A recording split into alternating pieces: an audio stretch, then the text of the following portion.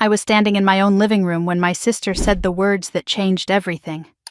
Rachel stood at the center of the room, wedding binder pressed against her chest, her chin lifted with the confidence of someone who had never been told no. She looked at our parents first, then at me, and said it clearly, without hesitation. "The greatest gift you could give me for my wedding would be for you to disappear from this family, forever." The room went silent. I could hear the grandfather clock in the hallway ticking. I could hear my own heartbeat in my ears. I turned to my mother, waiting for her to laugh it off, to say Rachel was joking, to defend me the way mothers are supposed to defend their children. Patricia looked away. She studied the carpet like she had never seen it before. I turned to my father. "Harold, the man who taught me to ride a bike, who walked me down the aisle at my wedding, who cried at Daniel's funeral." He nodded. A small, quiet nod. Agreement. 3 weeks later they would be standing in this same living room, voices raised, faces red, staring at an empty house and asking how everything could fall apart so fast. But they did not know that yet. Neither did I. All I knew in that moment was that I had finally heard the truth spoken out loud. I looked at Rachel. 28 years old. Hair pulled back in a perfect bun. The wedding binder clutched like a shield. I saw the girl I used to carry on my shoulders at the county fair, the teenager I taught to parallel park in our parents' driveway, the woman who had somehow become a stranger. "All right," I said. She blinked. She had expected an argument, a scene, tears maybe, something she could use later to prove I was the difficult one. "All right," I said again. And I walked out of the room. Let me back up. My name is Olivia Bennett. I was 35 years old that spring, living in Willow Creek, Georgia, a small town about an hour outside Atlanta where everyone knows everyone, and secrets have a half-life of about 3 days. I worked as an administrative director at Willow Creek Memorial Hospital. I had been there for 8 years, promoted 3 times, respected by colleagues who actually knew my name. I was also a widow. 3 years earlier, my husband Daniel was killed in a car accident on Highway 78. It was a Tuesday morning. There was rain on the road. A truck driver fell asleep at the wheel. Daniel never saw it coming. We had been married for 4 years.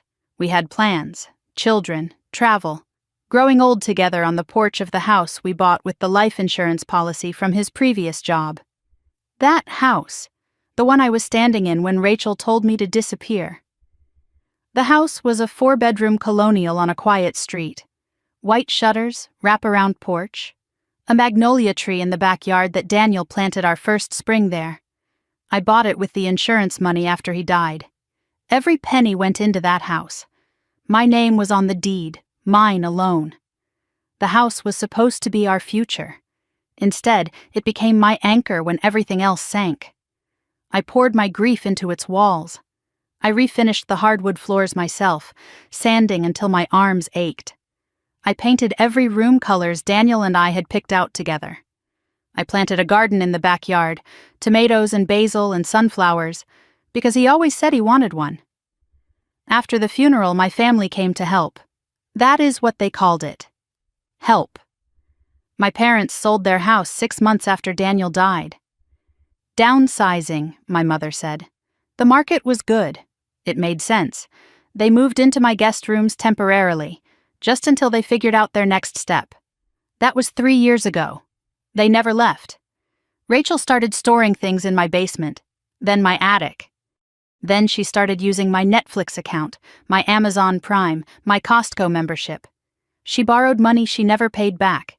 She treated my house like a hotel and my wallet like her personal emergency fund. And I let it happen. Because that is what I did. I was the responsible one, the strong one, the one who handled things so everyone else did not have to. The wedding had taken over everything. 6 months earlier, Rachel got engaged to Marcus Chen, an accountant from Atlanta. Quiet, polite, the kind of man who listened more than he spoke.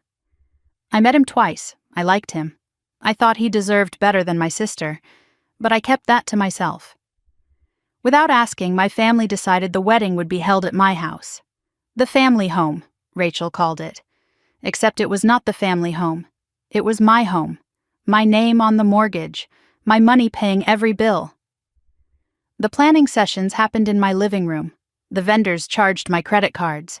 I was expected to host, to fund, to organize, and, apparently, to vanish before the actual ceremony, so I would not make things awkward. The meeting that day was supposed to be simple: seating charts, catering confirmations, final head count. Rachel stood at the front of the room like a CEO presenting quarterly earnings. My mother nodded at everything she said. My father read a newspaper in the corner, pretending to be invisible. I was discussed in the third person while sitting 3 feet away. Olivia can handle the parking situation. Olivia will need to clear the upstairs bathroom for the bridal party. Olivia will make sure the caterers have enough space in the kitchen. Then Rachel cleared her throat. "There is one more thing," she said. She looked at our mother first, then at me. "I do not want any awkwardness on my wedding day." I waited. "People might get confused," she continued. "I mean, you are not really part of the wedding party. And honestly, it would mean a lot to me if you just stepped back, completely." I still said nothing. She took a breath and finished. "The greatest gift you could give me would be for you to disappear from this family forever." I remember the silence that followed, the way the afternoon light fell across the hardwood floors I had sanded with my own hands, the smell of the lilies my mother had brought, the ones I was allergic to. The wedding binder spread across the coffee table I bought with Daniel. No one defended me. No one said, "Rachel, that is too far." No one even flinched. My mother looked away. My father nodded, and something inside me shifted.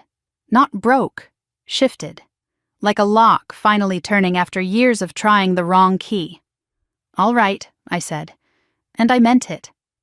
That night, after they all left, I walked through my house alone. The living room, rearranged for wedding planning, my books shoved aside to make room for sample albums. The kitchen, colonized by my mother's tea collection and my father's newspaper stacks.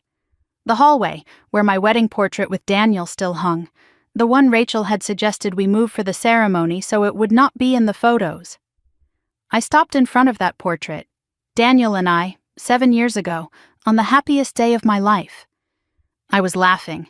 He was looking at me like I was the whole world. She wanted it moved, hidden, erased.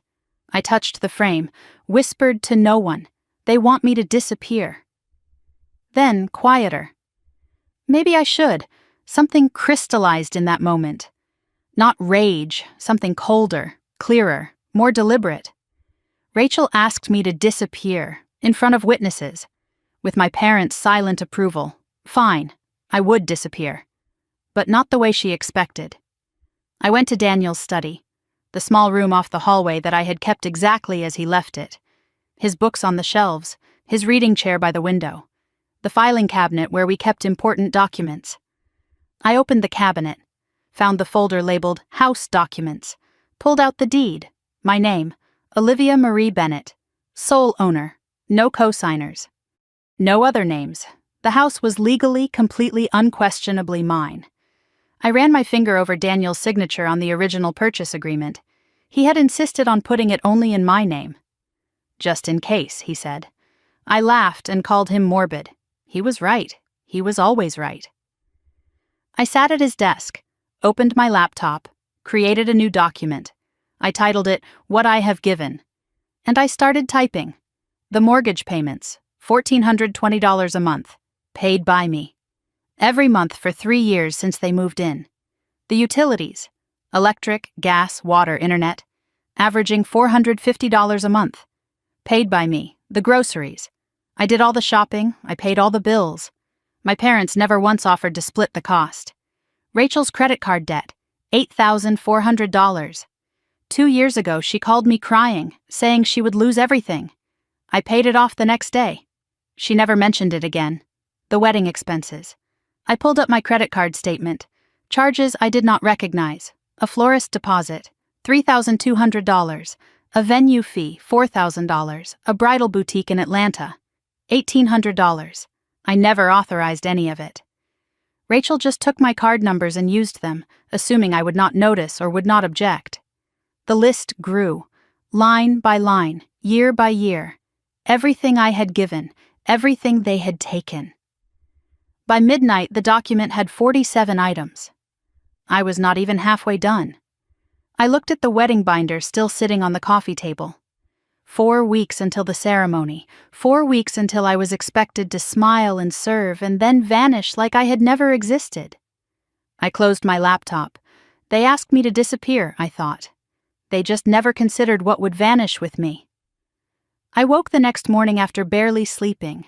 My mind had raced all night, replaying Rachel's words, my mother's turned face, my father's nod. Every time I closed my eyes, I saw them. Every time I started to drift off, I heard that sentence again. Disappear from this family forever.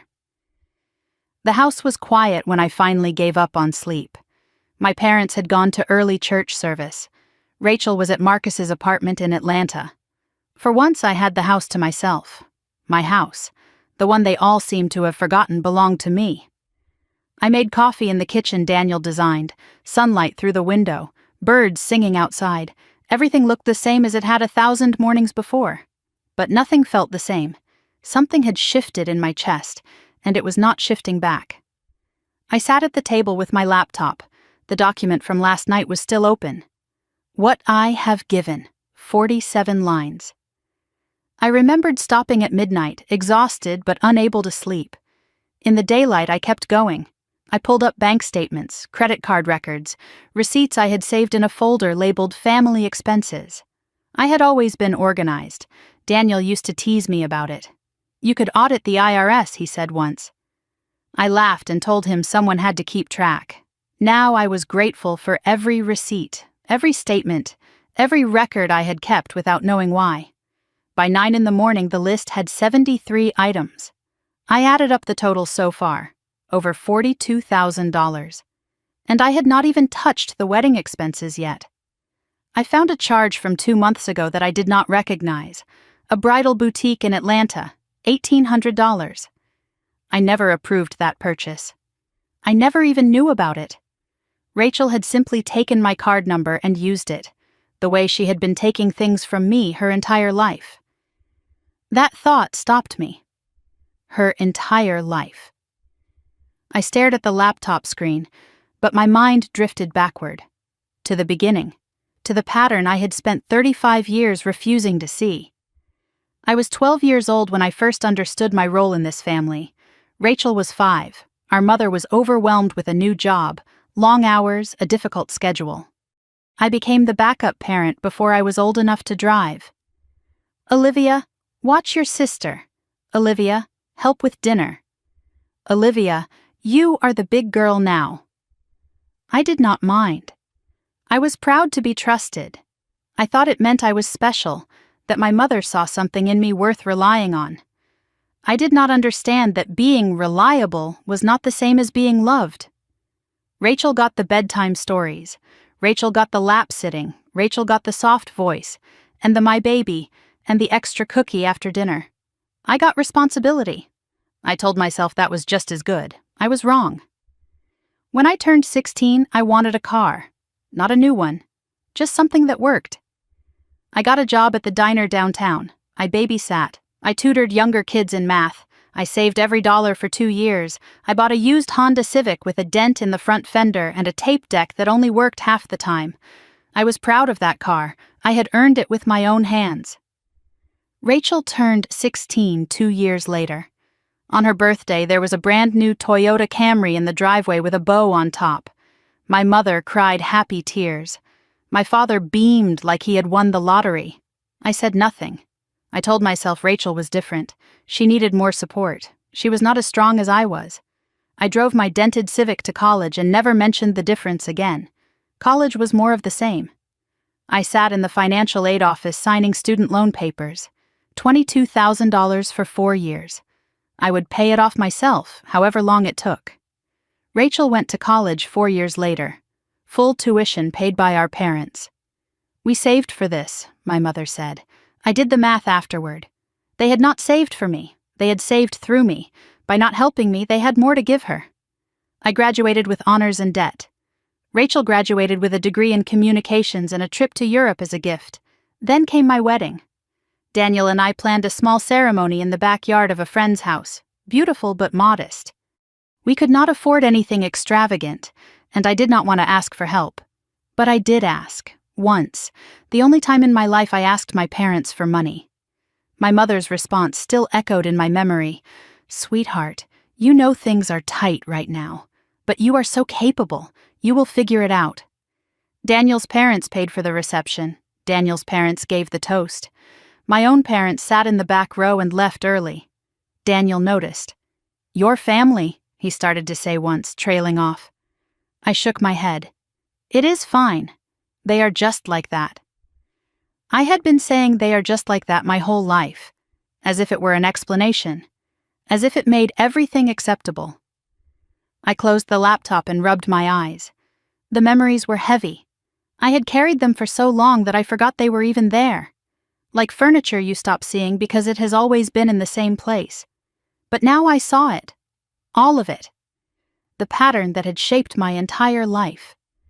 3 years ago, after Daniel's funeral, my parents arrived at my door with suitcases. "We are here to help, sweetheart. You should not be alone."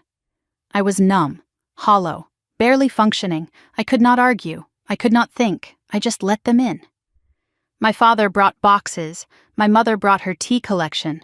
Rachel brought her storage needs. They moved into my guest rooms for a few weeks, just until I got back on my feet. A few weeks became a few months. A few months became a year. A year became 3. By the time I surfaced from my grief, they were permanent fixtures. My mother had rearranged my kitchen cabinets for efficiency. My father had claimed the garage for his woodworking, boxing up Daniel's tools and storing them in the attic without asking. Rachel had taken over the basement, then my streaming accounts, then my credit cards. No one paid rent. No one offered. I never asked because asking would mean admitting they should have offered in the first place. The bills came. I paid them. The mortgage, the utilities, the groceries, the repairs. I told myself it was temporary. I told myself this was what families did. I told myself a lot of things. I looked around my kitchen now with new eyes.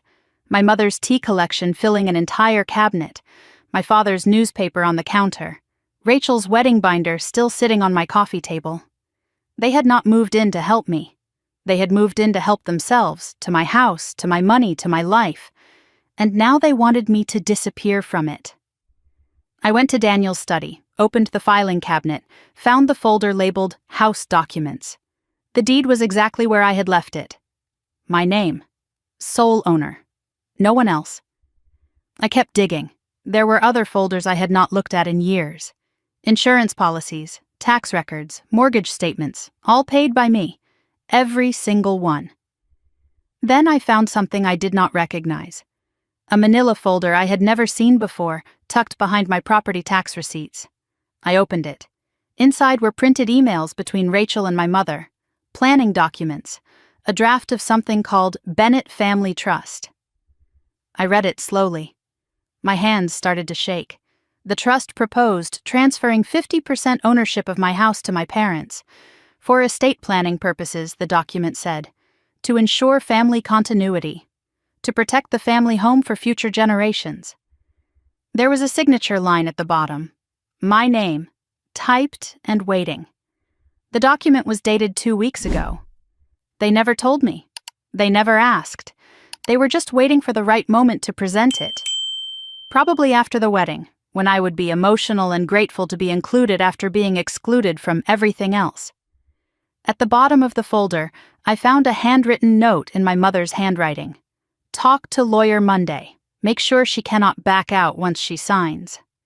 I sat in Daniel's chair for a long time, holding that note, reading it over and over. They were not just using me. They were planning to take what was mine, legally, permanently, without my knowledge or consent. My phone rang. I almost did not answer. But I saw the name on the screen, Claire, my closest friend from work. We had known each other for 8 years. I picked up. Hey, she said. I was just checking in. You seemed off at work Friday. Everything okay? I hesitated. I had never talked about my family with anyone. Not really. Daniel knew, but Daniel was gone. Something broke open inside me. I started talking. I told Claire about the meeting, about Rachel's words, about the nod, about the trust document I had just found. She was silent for a long moment. Then she said, "Say that again." She said what? I repeated it. Hearing it out loud made it more real, more unbearable. "Liv," Claire said, "that is insane. That is actually insane." For the first time, I felt validated. I was not overreacting. I was not being too sensitive. Someone else could see it. She asked more questions. I told her about the credit card charges, the years of unpaid rent, the wedding expenses I never authorized. "You need to protect yourself," Claire said. "Right now. Today. Get copies of everything. Bank statements, deeds, tax records. Screenshot those emails. Do not confront them yet. Just document." "I have been documenting," I said. "I started a list last night." "Good. Keep going. And Liv, that house is yours. Do not let them take it." We hung up. I sat in Daniel's study, surrounded by paperwork, and felt something I had not felt in years. Clarity. I had been so busy being the responsible one that I forgot I had choices. I forgot I could say no, not anymore. I needed air. I walked outside to check the mail. Grace Holloway was at her mailbox next door, 70 years old, widowed. She lived alone in the yellow house with the rose garden. We had exchanged pleasantries for years, nothing deep, just neighbors being neighborly. But today, she looked at me differently.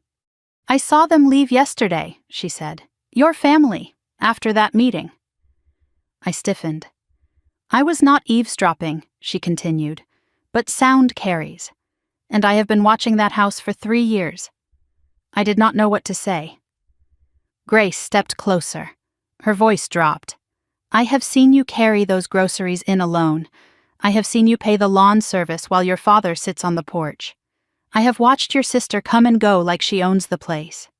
She paused. Her eyes were kind but serious. "You are a good woman, Olivia. Maybe too good. There is a difference between being family and being used." My throat tightened. A stranger saw it. A neighbor I barely knew could see what my own parents refused to acknowledge. "Whatever you are thinking about doing," Grace said, "do it before they take anything else." She walked back to her house. I stood at the mailbox, mail in hand, heart pounding. In the stack of envelopes, I found an invoice. A wedding venue in Atlanta, the Whitmore Estate. Amount due, $4,000. Payment method listed, Olivia Bennett, Visa ending in 4421. I never authorized this. I had never even heard of this venue. They were not just planning to take my house. They were already spending my money on a wedding I had been told to disappear from. I went back inside, sat at my laptop, opened the spreadsheet again. I added the venue invoice, the bridal boutique charge, the trust document, the handwritten note from my mother. The total was climbing. It would climb higher. I created a new folder on my desktop, named it Exit Strategy. They had spent years training me to give, to sacrifice, to disappear quietly into the background of my own life. But they forgot something important. The house was in my name. The money was in my accounts. And the door? I was the one holding the key. It was time to find out what happened when I stopped holding it open for everyone else. I spent the next 3 days in controlled silence. I went to work. I came home. I nodded at my family when I passed them in the hallway. I said nothing of substance, nothing real, nothing that would reveal what was building inside me. Patricia kept glancing at me, waiting for something. A breakdown, maybe. Tears, an apology for my coldness, the explosion she could use as proof that I was the difficult one. It never came. I gave her nothing but pleasant emptiness. Rachel texted me twice about wedding details. I responded with single words. Fine. Okay, sure. She did not seem to notice anything was wrong. She never noticed anything that did not directly involve her. Harold avoided me entirely. Whenever I walked into a room, he found a reason to leave. The garage needed organizing. The lawn needed checking. Something always needed his attention that was not me. At night, after everyone was asleep, I worked. I had transformed Daniel's study into a command center. Filing folders in color-coded stacks, labeled tabs, chronological order.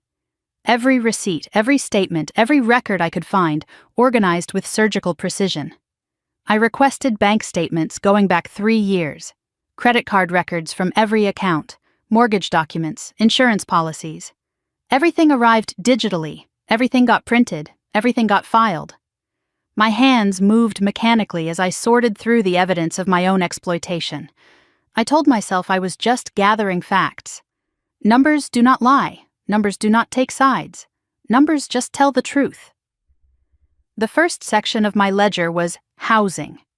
I pulled every mortgage statement, every insurance bill, every tax record. Monthly mortgage payment, $1,420, paid by me.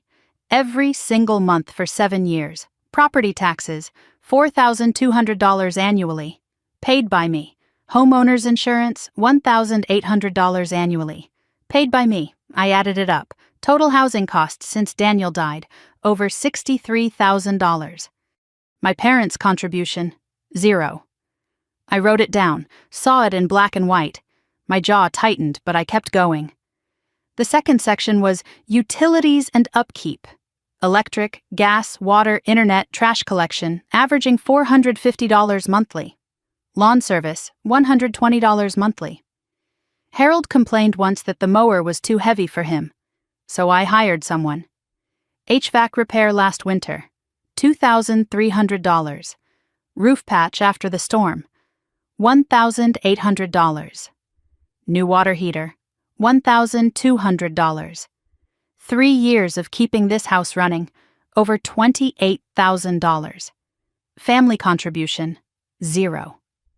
The third section was my parents' living expenses.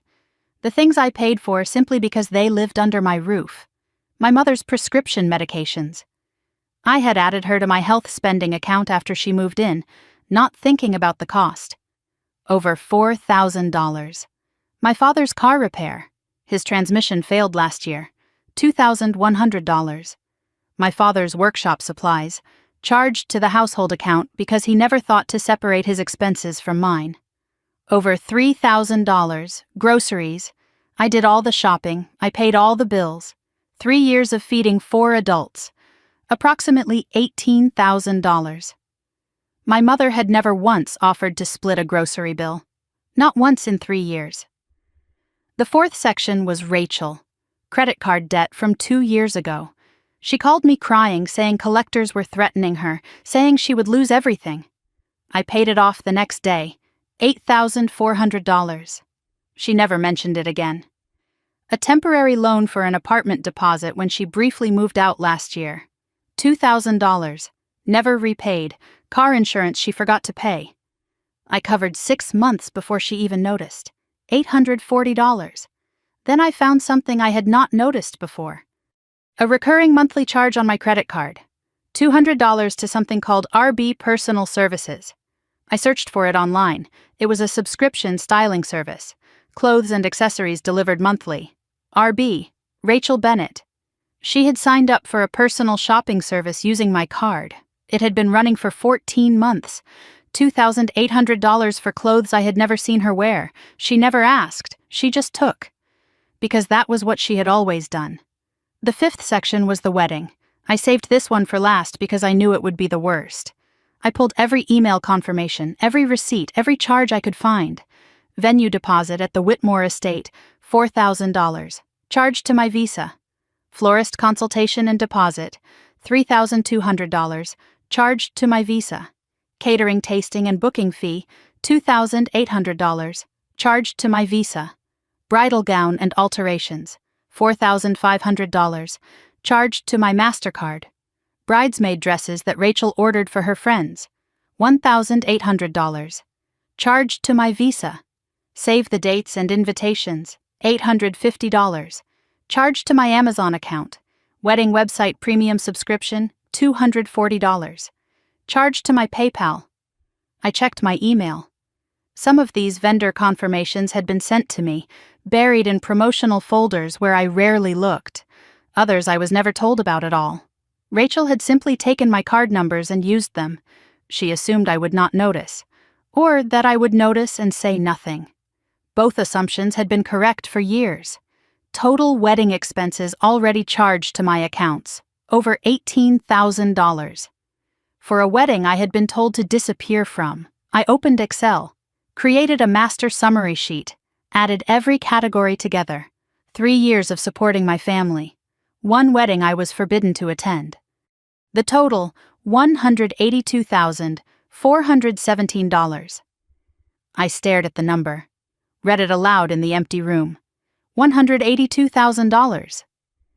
That was what I was worth to them. That was what they had taken without asking, without thanking, without even acknowledging. That was what they expected to keep taking forever, and they wanted me to vanish without a word. I was still processing the number when I found something else in my old email folders. A message from my mother to Rachel, sent 3 years ago, right after Daniel's funeral. Do not worry about your sister. She is strong. She will handle the house and everything else. She always does. I read it 3 times. She always does. Like it was a given. Like I was a resource to be used, not a person to be loved. Then I found another email. This one was worse.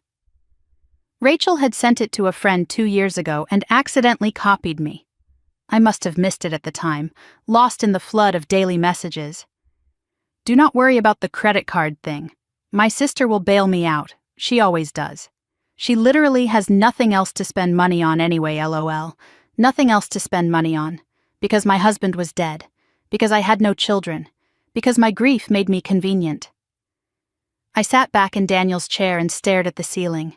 The rage was there now, cold and clear. Not hot, not explosive, just ice in my veins and clarity in my mind. My phone buzzed. A text from an unknown number. Hi, Olivia. This is Marcus, Rachel's fiancé. I know this is strange, but could we meet? There is something I need to ask you. Please do not tell Rachel. I read the message twice.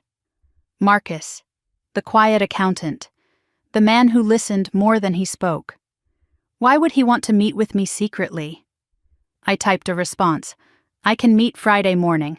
There is a coffee shop on Main Street called the Copper Kettle, 9 a.m. His reply came immediately. Thank you. I will be there. I did not know what he wanted. But I was curious. The next evening there was a knock at the back door. I opened it to find Grace Holloway standing on my porch, holding a casserole dish. Your mother said you were busy with work, Grace said. I told her I would just leave this with you. I could hear Patricia hovering in the hallway behind me, trying to listen. Grace looked past me, saw her there, and closed the study door firmly in her face. Grace set down the casserole. Her eyes swept the room, taking in the filing folders, the stacks of paper, the laptop open to spreadsheets. Good, she said. You are doing what I hoped you would do. I looked at her. You know what I am doing? I know what I would be doing. Documenting everything before they can rewrite history. Grace sat down without being invited. She had earned that right. I need to tell you something, she said. Her voice dropped low. 2 weeks ago I was trimming my roses, the ones along your fence. I nodded. I knew which ones she meant. Your sister and your mother were in the backyard. They did not see me, but I heard them. She paused. Her face was serious. They were talking about your house, about getting your name off the deed. Your mother said something about a trust document. She said once you signed it, you could not undo it. My blood ran cold. The trust document. I had found it myself, but hearing it confirmed by someone else made it real in a different way. Grace continued. Rachel laughed. She said, Olivia will sign anything if we frame it the right way. She is too guilty about having money to say no. The words hung in the air between us. They said that? I asked. Word for word, Grace said. I wrote it down when I got home. I have it dated. She reached into her pocket and pulled out a folded piece of paper. Handwritten notes, dated and timed. Take this, she said. You might need a witness someday. I took the paper, unfolded it, read her neat handwriting.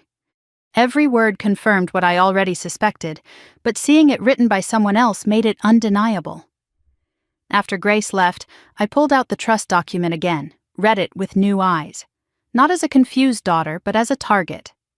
The language was careful, professional, designed to sound reasonable, for estate planning purposes, to ensure family continuity, to protect the family home for future generations.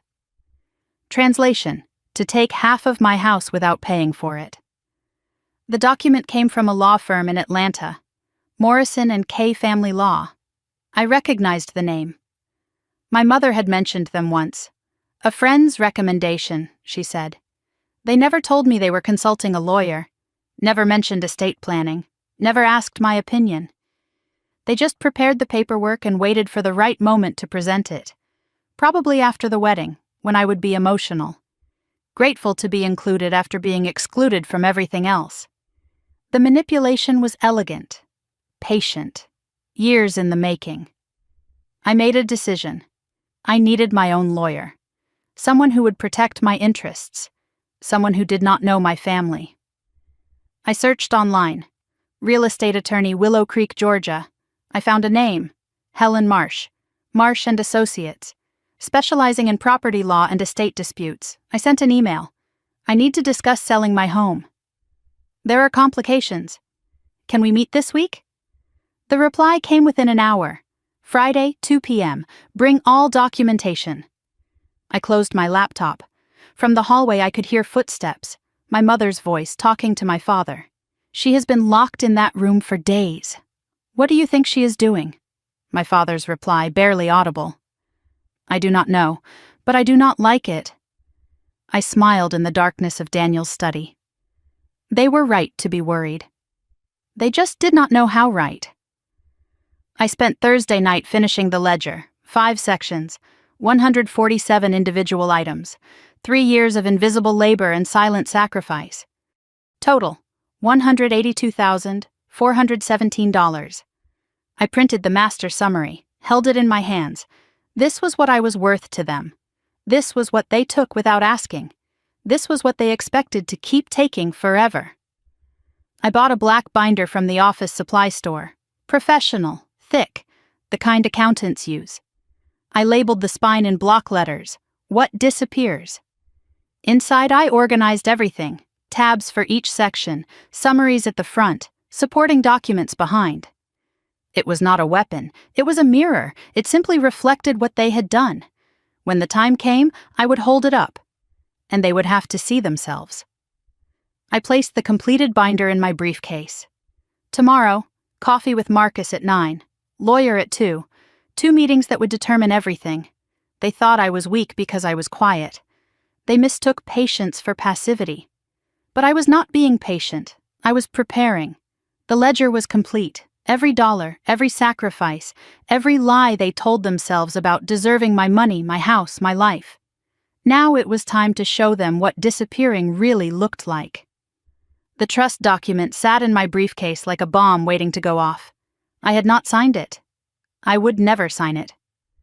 But they did not know that yet. Friday morning arrived gray and overcast, the kind of day that felt heavy before it even began. I had 2 meetings scheduled. Marcus at 9, the lawyer at 2. Between them, I would make decisions that could never be undone. I dressed carefully, professional but understated, the kind of outfit that said I was serious without saying I was going to war. I left the house before anyone else was awake, my briefcase in one hand and my car keys in the other. The copper kettle was quiet at 9 in the morning. A few retirees with newspapers, a young mother wrestling with a toddler in a high chair, the smell of fresh coffee and cinnamon rolls. Normal life happening all around me while mine was falling apart. I ordered black coffee and took a booth near the back window. I was early. I wanted to be settled when Marcus arrived. He walked in at exactly 9 o'clock. He looked tired, dark circles under his eyes. His shirt was slightly wrinkled, like he had slept in it or not slept at all. He spotted me immediately and made his way over. "Thank you for meeting me," he said as he slid into the booth across from me. "I know this is strange. You said there was something you needed to ask me. He nodded, folded his hands on the table, looked at them instead of at me. Rachel has been acting differently lately, stressed, secretive. She keeps saying everything is fine, but I can tell something is wrong. He looked up. His eyes were searching. I asked her mother about it. Patricia said you were having some kind of breakdown, that you were jealous of the wedding, that you were trying to cause problems. I said nothing. I let him continue. But that did not sound right to me. I have met you twice, Olivia. You do not seem like the type to sabotage your sister's wedding out of jealousy. I took a sip of my coffee. Waited. So I started paying attention, Marcus said, to the things Rachel says. The things she does not say. The way the bills get handled. The way everyone talks about this house like it belongs to all of them. He paused. How much do you actually pay for? I could have lied. I could have deflected. I could have told him to ask Rachel. Instead, I reached into my briefcase and pulled out a single sheet of paper. The summary page from my ledger. Not the whole binder, just the numbers. I slid it across the table. Marcus picked it up. His eyes moved down the page. I watched his face change. Confusion first, then disbelief, then something harder. $182,000, he said quietly.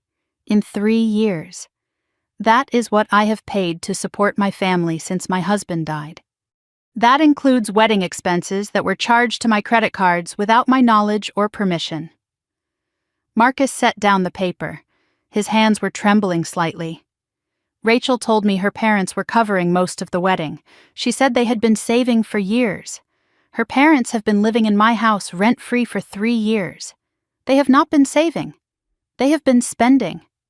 My money. He was silent for a long moment. Processing. Why are you telling me this? Because you asked. And because last week, in a family meeting at my house, Rachel told me the greatest wedding gift I could give her would be to disappear from the family forever. His face went pale. She said that? In front of our parents. My mother looked away. My father nodded. No one defended me. Marcus stared at the paper in his hands like it might burst into flames. I did not know, he said. I did not know any of this. I believe you. That is why I agreed to meet with you. He looked up. What are you going to do? I held his gaze for a moment. Then I took back the paper and tucked it into my briefcase. I am going to do exactly what she asked. I am going to disappear. He did not understand. Not yet. But he would. I left Marcus at the coffee shop looking shell-shocked. He had more questions, but I did not have time to answer them. My next meeting was more important. Helen Marsh's office was in a converted Victorian house on the edge of downtown. The sign out front said Marsh and Associates, but Helen was a one-woman operation. She had known Daniel. They had worked together on some real estate deals years ago. When he died, she sent flowers and a handwritten note. She was the only professional contact of his who did. I walked in at exactly 2:00. Helen met me in the lobby. She was in her 60s, silver-haired, with sharp eyes and a firm handshake. Olivia. It is good to see you again. I was surprised to get your email. I have a situation, I said. I need professional advice. She led me to her office, comfortable chairs, family photos on the desk, a window overlooking a small garden. Tell me everything, she said. So I did. I told her about Daniel's death, about my family moving in, about the years of unpaid rent and unauthorized charges, about the trust document they had prepared without my knowledge, about Rachel's declaration and my parents' silent agreement. Helen listened without interrupting. When I finished, she leaned back in her chair. Do you have documentation? I opened my briefcase and placed the binder on her desk. What disappears on the spine? She flipped through it. Her eyebrows rose higher with each page. This is thorough, she said. Very thorough. I am an administrative director. Organization is what I do. She closed the binder, looked at me directly. What do you want to happen, Olivia? I want to sell the house. I want to know if I can do that without their permission, and I want to know how fast it can happen." Helen nodded slowly. "The house is in your name alone?" "Yes. I have the deed. Daniel insisted on it when we bought the property. Then you have every legal right to sell. You do not need anyone's permission. Not your parents, not your sister. No one." The relief that washed through me was physical. I felt my shoulders drop, my jaw unclench. "How long would it take?" I asked. "Normally 60 to 90 days. But the market is hot right now. If you are willing to price competitively and we find the right buyer, we could close in 3 to 4 weeks." 3 to 4 weeks. The wedding was in 4 weeks. The timing was almost poetic. "There is one more thing," Helen said. "Once you list the property, it becomes public knowledge. Anyone can see it online. Your family will find out." "I know. That is why I need it to happen fast. I want it done before they have time to interfere." Helen studied me for a moment.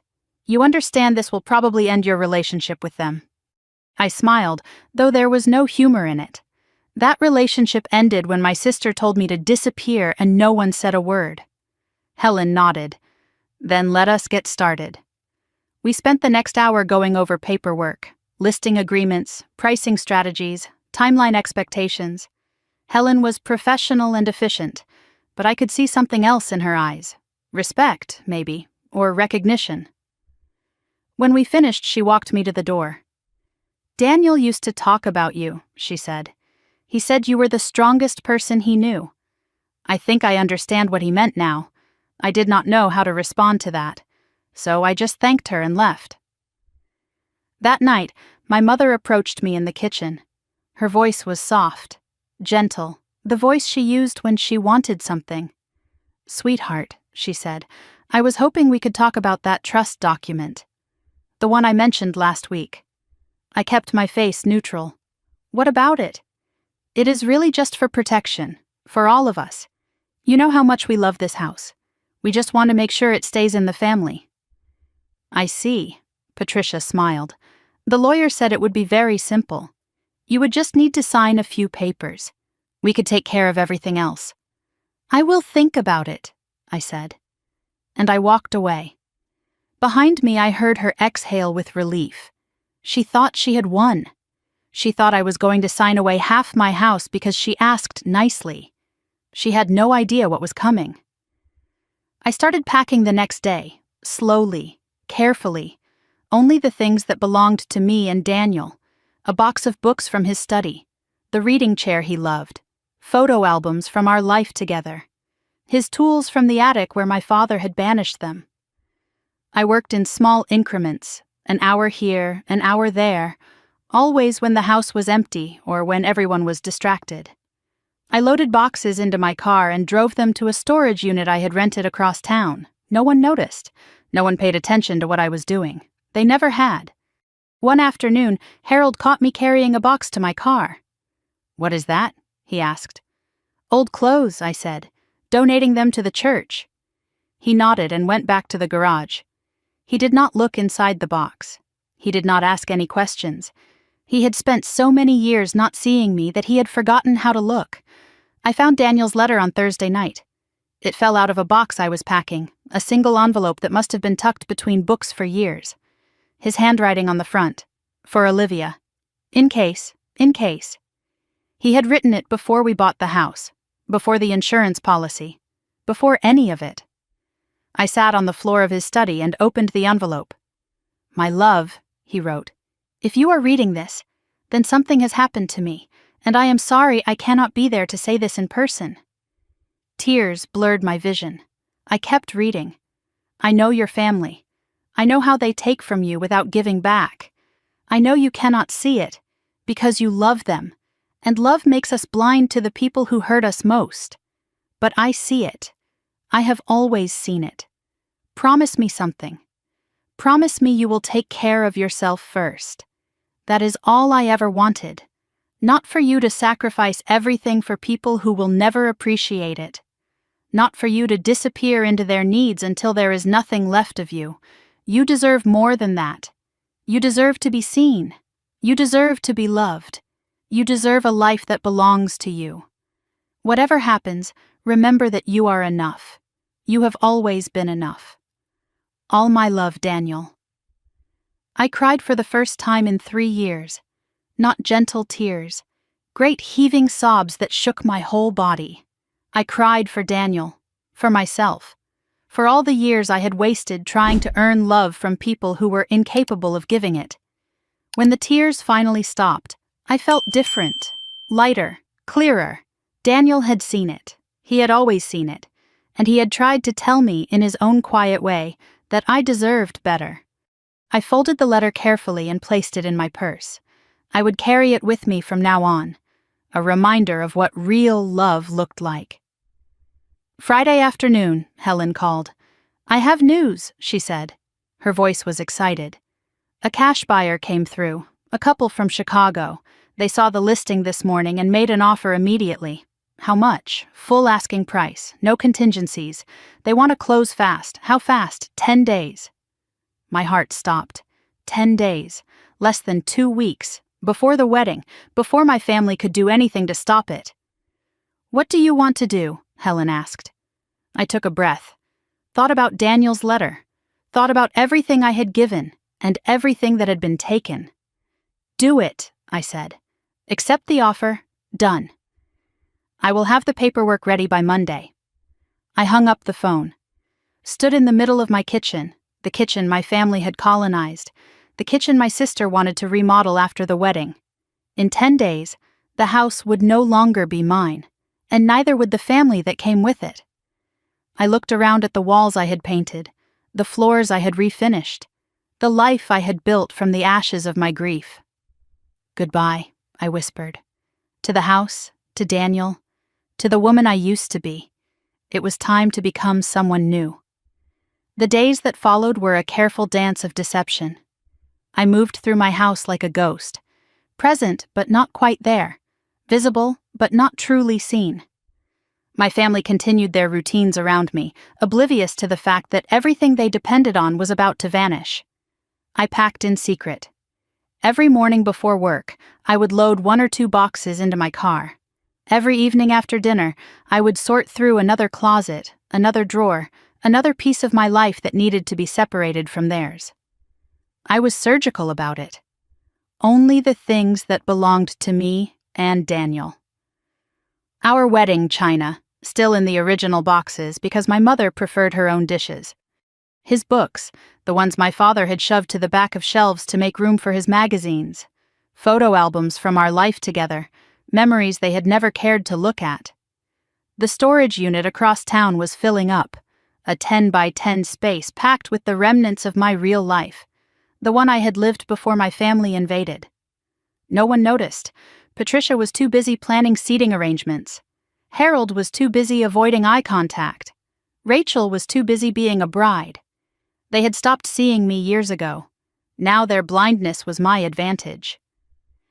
I spent Monday afternoon at Helen's office signing paperwork. The buyers, the Hendersons, were eager to close quickly. They had fallen in love with the house the moment they saw it. A surgeon and a teacher relocating from Chicago for a slower pace of life. They had 2 children and a golden retriever. They wanted a fresh start in a small town. I liked them. I liked the idea of a real family living in those rooms, filling them with laughter instead of resentment. Helen walked me through every document. Closing date set for Monday of the following week, 10 days away.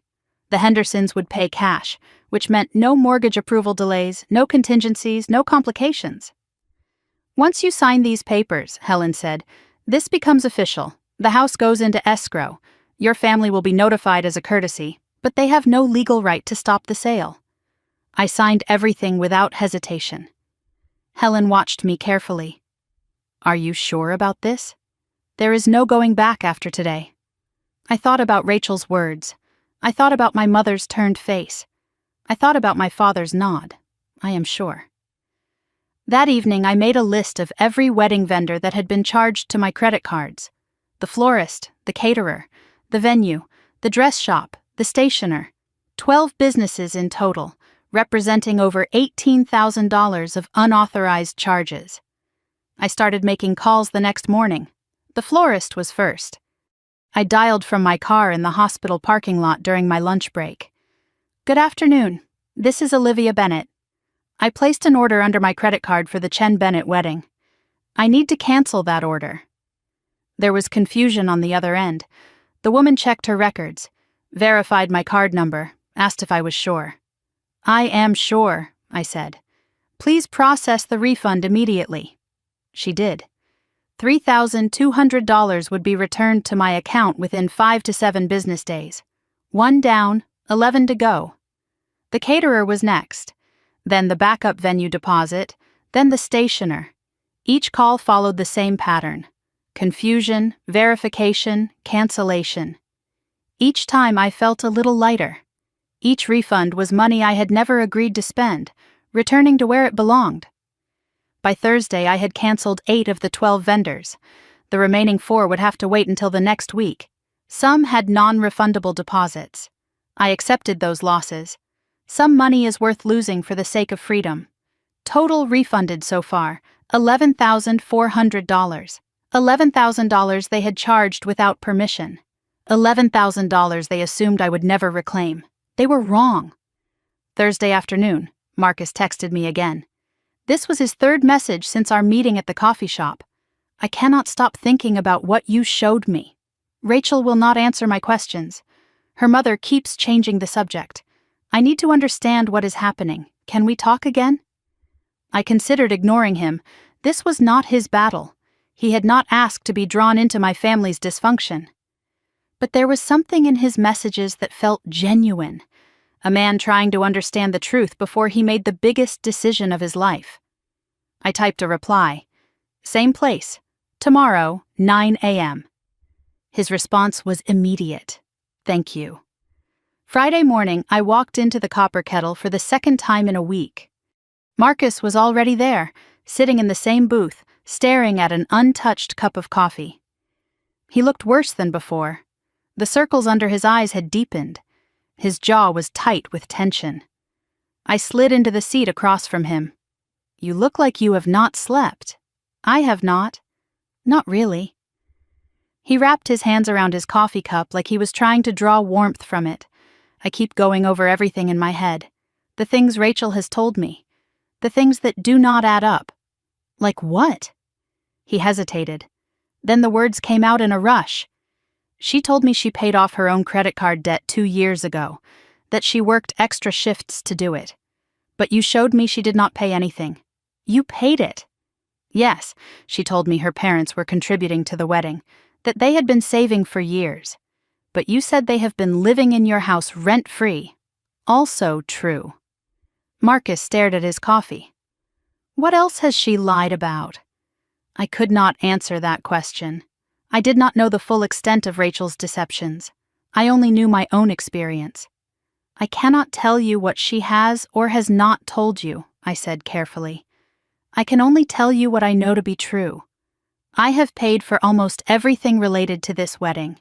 I have supported my family financially for 3 years, and last week I was told to disappear from all of it. He looked up. His eyes were red-rimmed. Why would she lie to me? I think she has been lying for so long that she does not know how to stop. Or maybe she does not think of it as lying. Maybe she has convinced herself that she deserves everything she takes. Marcus was quiet for a long moment. Then he asked the question I had been waiting for. What are you going to do? I am selling the house. His eyes widened. What? The house is mine. I bought it with my husband's life insurance. My name is on the deed, no one else's. I have every legal right to sell it. But your parents live there. Yes, and the wedding is supposed to be there. Yes. He sat back, stunned. So, you are just going to sell it? Without telling them? I told my sister to disappear from the family forever. My parents agreed, so I am doing exactly what they asked. I am disappearing, along with everything I brought to this family. Marcus said nothing. He just stared at me like he was seeing me for the first time. I leaned forward. I want to ask you something, Marcus, and I need you to answer honestly. He nodded. Before we met at the coffee shop, did you have any idea how the wedding was being paid for? Any idea at all? He shook his head slowly. Rachel handles the finances. She said it was all taken care of. I just assumed her family was paying. You assumed. I should have asked more questions. Yes, you should have. He flinched at that. But he did not argue. I am not telling you what to do, I said. This is your life, your decision. But you deserve to know what you are marrying into. I never had that chance with my family. I was born into it. You still have a choice. Marcus stared at the table. His coffee had gone cold. The cafe hummed with quiet conversation around us. Normal people living normal lives. I do not know what to do, he said finally. I stood up, left cash on the table for my coffee. Figure it out. But do it soon. Because in 10 days, that house will belong to someone else. And everything your fiancé has been planning will have to happen somewhere else, if it happens at all. I left him there, sitting alone with his thoughts. That afternoon, my mother cornered me in the kitchen. Olivia, she said, her voice laced with false sweetness. I have been trying to reach some of the wedding vendors. There seems to be some confusion about the orders. I kept my face neutral. Oh? The florist said the order was canceled, and the caterer, and several others. They said someone called and canceled everything. That is strange. Patricia's eyes narrowed. You would not know anything about that, would you? I looked at her directly. Why would I know anything about wedding vendors? I am not part of the wedding party, remember? Her face twitched. A flash of something, anger or fear, I could not tell. Rachel is very upset. These vendors were confirmed. The deposits were paid. The deposits were charged to my credit cards, without my permission, without even asking. Patricia's mask slipped. For just a moment I saw the real her underneath. The calculating woman who had raised one daughter to give and another to take. Olivia, she said carefully, I do not know what has gotten into you lately. But this is your sister's wedding, her special day. Surely you can put aside whatever grievances you have and help make it perfect. I smiled. It was not a kind smile. You told me the greatest gift I could give was my disappearance. I am just getting started. I walked away, left her standing in the kitchen with her mouth hanging open. That evening my phone rang. Rachel. I almost did not answer, but I was curious what she would say. What have you done? She screamed before I could even say hello. The florist called me. They said everything is canceled. Everything. My flowers, my centerpieces, my bouquet. Do you have any idea how hard it was to book them? I booked them, on my credit card, without your permission. She ignored that. You are ruining my wedding, 2 weeks before the biggest day of my life, and you are ruining everything. I am not ruining anything. I am simply removing my financial contribution, as you requested. I did not request this. You asked me to disappear from the family. I am disappearing, starting with my money. There was silence on the other end. Then her voice came back, smaller, confused. This is insane. You are being completely insane. No, Rachel. I am being clear. For the first time in years, I am being very clear. I hung up. She called back 4 times. I did not answer. Later that night, there was a soft knock on my bedroom door. I opened it to find Grace standing there holding something in her hands. Your mother let me in, she said. I told her I needed to return a casserole dish. She had not borrowed a casserole dish. But Patricia did not know that. Grace handed me a small leather journal. My late husband kept one of these, she said, when things got bad. When he needed to sort through his thoughts, I thought you might find it useful. I took the journal. The leather was soft, worn with age. Write it down, Grace said. Everything you are feeling, everything you are doing. Someday you might want to remember how strong you were. I hugged her. It was the first time I had hugged anyone in months. Thank you, Grace. For everything. She patted my back. You are going to be fine, Olivia. Better than fine. She left. I sat on my bed with the journal in my hands. I opened it, found a pen, and I started writing. Monday arrived faster than I expected. I sat in Helen's office, signing the closing papers. The Hendersons sat across from me, smiling, excited about their new home. The house sold for full asking price. After paying off the remaining mortgage, I walked out with a cashier's check that would fund my fresh start. The new owners would take possession in 1 week, 7 days to clear out whatever remained. 7 days until my family discovered the truth. I shook hands with the Hendersons, wished them well, meant it. Helen walked me to the door. "How do you feel?" she asked. I thought about it. Relieved, terrified, free. "All of the above," I said. She smiled. "Daniel would be proud of you." I hoped so. I hoped wherever he was he could see what I was doing. I hoped he understood. I got in my car, put the cashier's check in my purse. Sat there for a moment in the parking lot. In 7 days, my family would realize what they had lost. In 7 days, everything would change. I started the engine and drove toward home. Not my home anymore, just a building where I used to live. A building full of people who had taken everything I had to give. It was time to stop giving. The cracks began to show 5 days before the closing. I was at work when my phone started buzzing. 3 missed calls from Rachel, 2 from Patricia, 1 voicemail marked urgent. I did not answer. I finished my shift. I drove home at normal speed. I let them wait. The house was quiet when I arrived. No one was home yet. My parents were somewhere.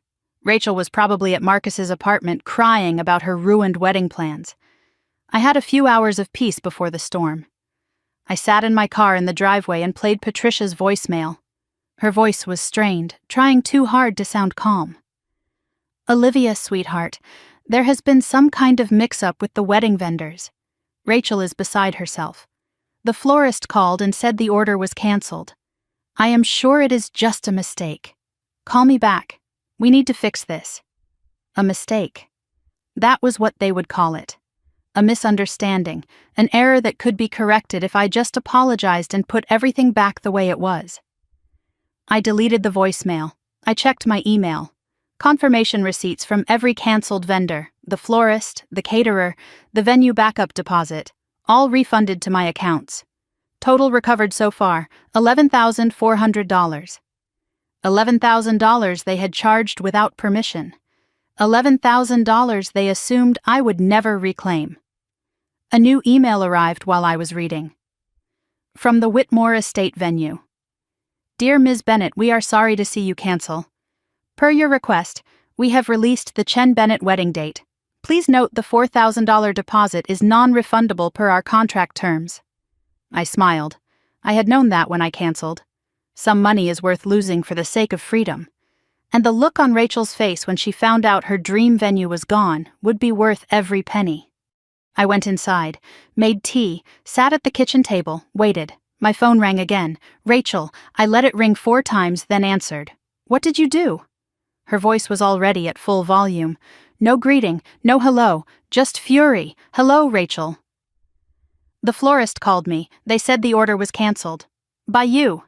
The venue just emailed me. They released our date. Do you understand what you have done?" I kept my voice level. I canceled the orders that were charged to my credit cards without my authorization. "Without your authorization? I told you about those. Mom said you were fine with it. No one asked me, no one showed me invoices, no one requested my permission. You took my card numbers and used them." Silence on the line. I could hear her breathing, recalibrating. Her voice shifted.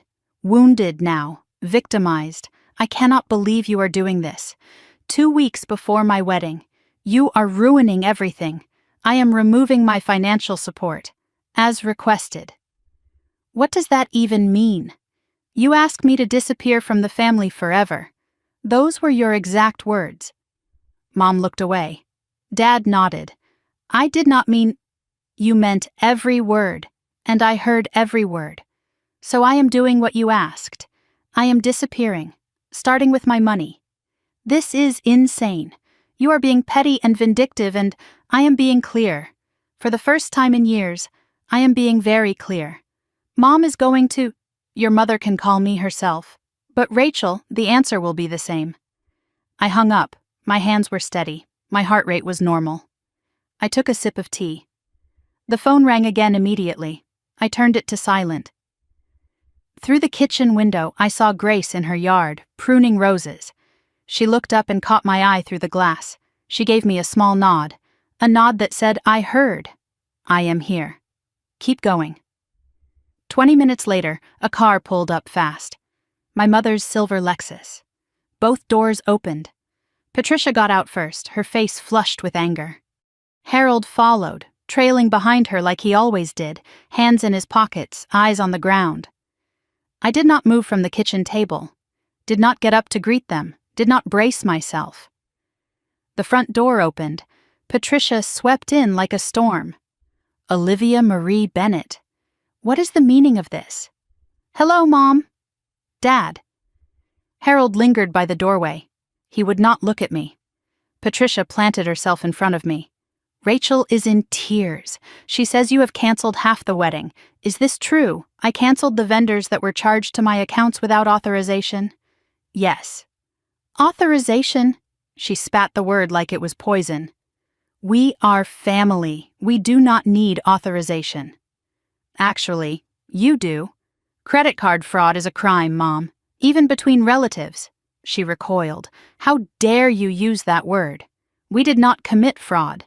We just assumed you would want to help. You always help, and I always did, until I was asked to disappear forever." Then I stopped. Patricia's face twisted. She tried a different approach. Her voice softened, became pleading. "Sweetheart." Rachel did not mean what she said. She was stressed. Wedding planning is so overwhelming. You have to understand. I understand perfectly. I understood when she said it. I understood when you looked away. I understood when Dad nodded. Harold flinched. Still silent, still useless. Patricia kept pushing. "We did not mean anything by that. You are twisting everything. You are making this about you when it is supposed to be about Rachel's special day. It is about Rachel's special day. A day she explicitly asked me to be absent from. I am granting that wish early. This is about the money, is it not?" Patricia's mask slipped. The sweetness vanished. "You are punishing us because of money. This is about being told I do not belong in my own family. The money is just accounting." I looked at her directly, asked the question I had been waiting 3 weeks to ask. "Why did you look away, Mom?" When Rachel said those words, why did you not say anything? Her mouth opened, closed, opened again. I did not think she meant it literally. I thought, "You thought I would take it, the way I always take it. You thought I would swallow it down and keep writing checks." She had no response. For once in her life, my mother had nothing to say. Harold cleared his throat from the doorway. "Livy, maybe we should all just—" I cut him off. Do not Livy me now, Dad." You nodded. You agreed with her. You do not get to smooth this over. His face crumbled. He looked at the floor, said nothing else.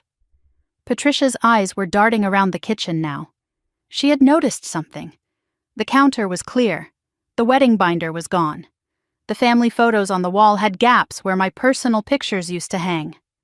"What is going on here?" she demanded. "Where are your things? I am organizing. You are packing. Where are you going? That is not your concern, not my concern. I live here." I stood up, looked her in the eye. "No, Mom, you are staying here. There is a difference, and soon there will not even be that." "What does that mean?" I said nothing.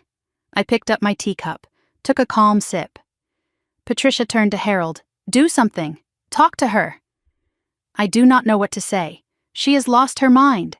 She is having some kind of breakdown. We need to— I set down the cup. I am not having a breakdown. I am having clarity, for the first time in 3 years. I walked past them toward Daniel's study, closed the door behind me. Through the wood, I could hear Patricia crying, Harold murmuring something useless, the front door opening and closing, car engines starting, tires on gravel. Then silence. I exhaled, sat down at Daniel's desk, opened my laptop. An email from Helen Marsh.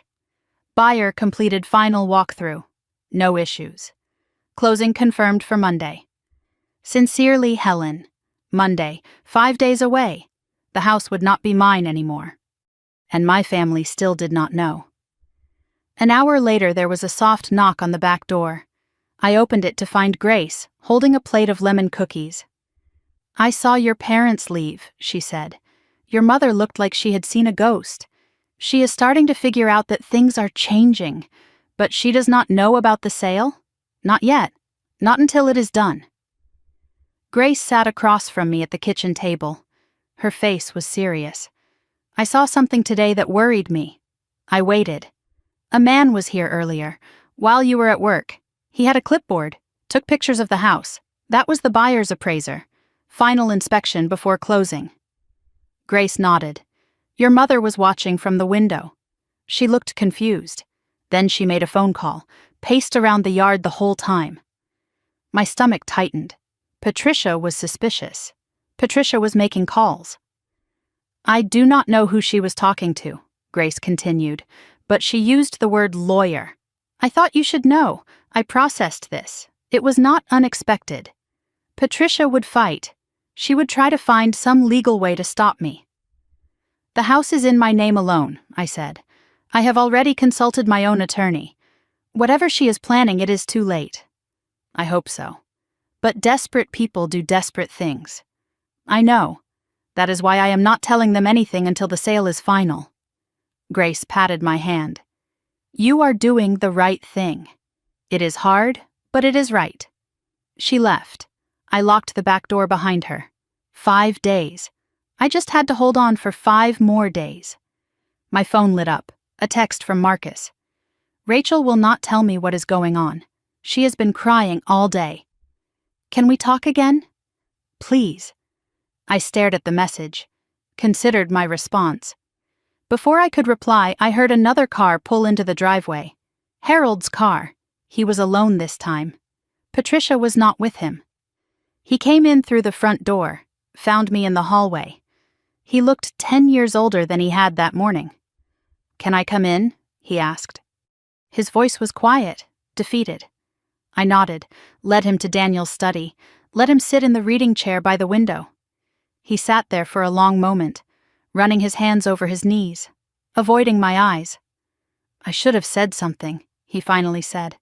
"That day, when Rachel told you to disappear," he could not finish the sentence. "But you did not." "No, I did not." Silence. The clock ticked. Outside, crickets began their evening song. "I have spent my whole life letting your mother make the decisions," he said, "keeping the peace." I told myself it was easier that way. It was easier, for you.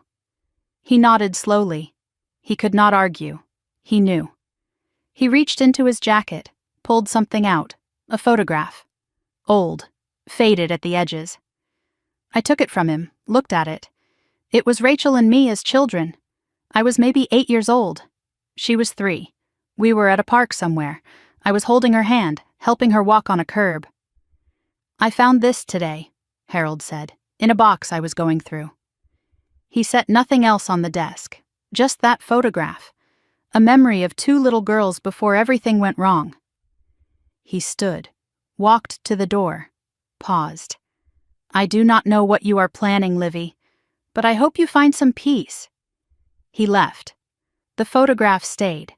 I picked it up, looked at the 2 little girls, the big sister and the baby. I was always holding Rachel's hand, always helping her walk. It was time to let go. Late that night, I sat alone in the darkened living room. Boxes were stacked against the walls now. The house already felt different, emptier, transitional. I checked my email one more time. Confirmation from Helen. All paperwork ready. Buyer's funds verified. Monday closing on schedule. I checked my phone. 14 missed calls from Rachel, 7 from Patricia. 2 voicemails I did not play, 1 text from Marcus. "I will wait at the Copper Kettle tomorrow. 9 a.m. Whatever is happening, I need to understand." I decided I would meet him one more time. He deserved the truth, or at least enough of it to make his own choice. But I would not warn my family. They had years of warning. They just never paid attention. I stood at the window, looked out at the street I had lived on for 7 years. The magnolia tree Daniel planted, the mailbox I painted, the porch swing where we used to sit on summer nights. In 5 days it would all belong to someone else. My mother was making phone calls. My father was offering silent apologies. My sister was crying to anyone who would listen. They were finally paying attention. But it was already too late. The dominoes had started falling the moment Rachel said those words. She just did not know it yet. In 5 days, they would stand in this living room and realize how much they had lost. But tonight, the house was still mine. And I sat in the silence, counting down. The copper kettle was crowded on Saturday morning. Families with children, couples sharing breakfast, the hum of normal conversation filling the space. I arrived early and took the same booth near the back window. It was becoming our spot, mine and Marcus's, a place where truths were exchanged and illusions were shattered. Marcus walked in at exactly 9 o'clock. He looked worse than the last time I saw him. His shirt was wrinkled. His hair was uncombed. He moved like a man who had not slept in days, which he probably had not. He slid into the booth across from me without ordering anything, did not even look at the menu. "Thank you for meeting me again," he said. His voice was hoarse. "You said you needed to understand." He nodded, folded his hands on the table. They were trembling slightly. "I have been asking questions. Rachel will not answer any of them. She just cries. Her mother keeps saying you are having some kind of breakdown, that you are jealous and vindictive." He looked up, met my eyes. "But I do not believe that anymore. I have seen enough to know something is very wrong." I reached into my bag, pulled out a manila folder. Inside was a printed copy of the financial summary. Not the full binder with all the documentation, just the numbers, the totals, the categories. I slid it across the table.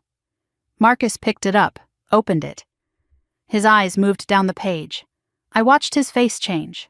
Confusion first, then disbelief, then something harder, colder. He turned pages, read line items, mortgage payments, utilities, Rachel's debts, wedding expenses, the subscription styling service she had charged to my card for 14 months. He stopped at one line. Read it aloud, his voice flat.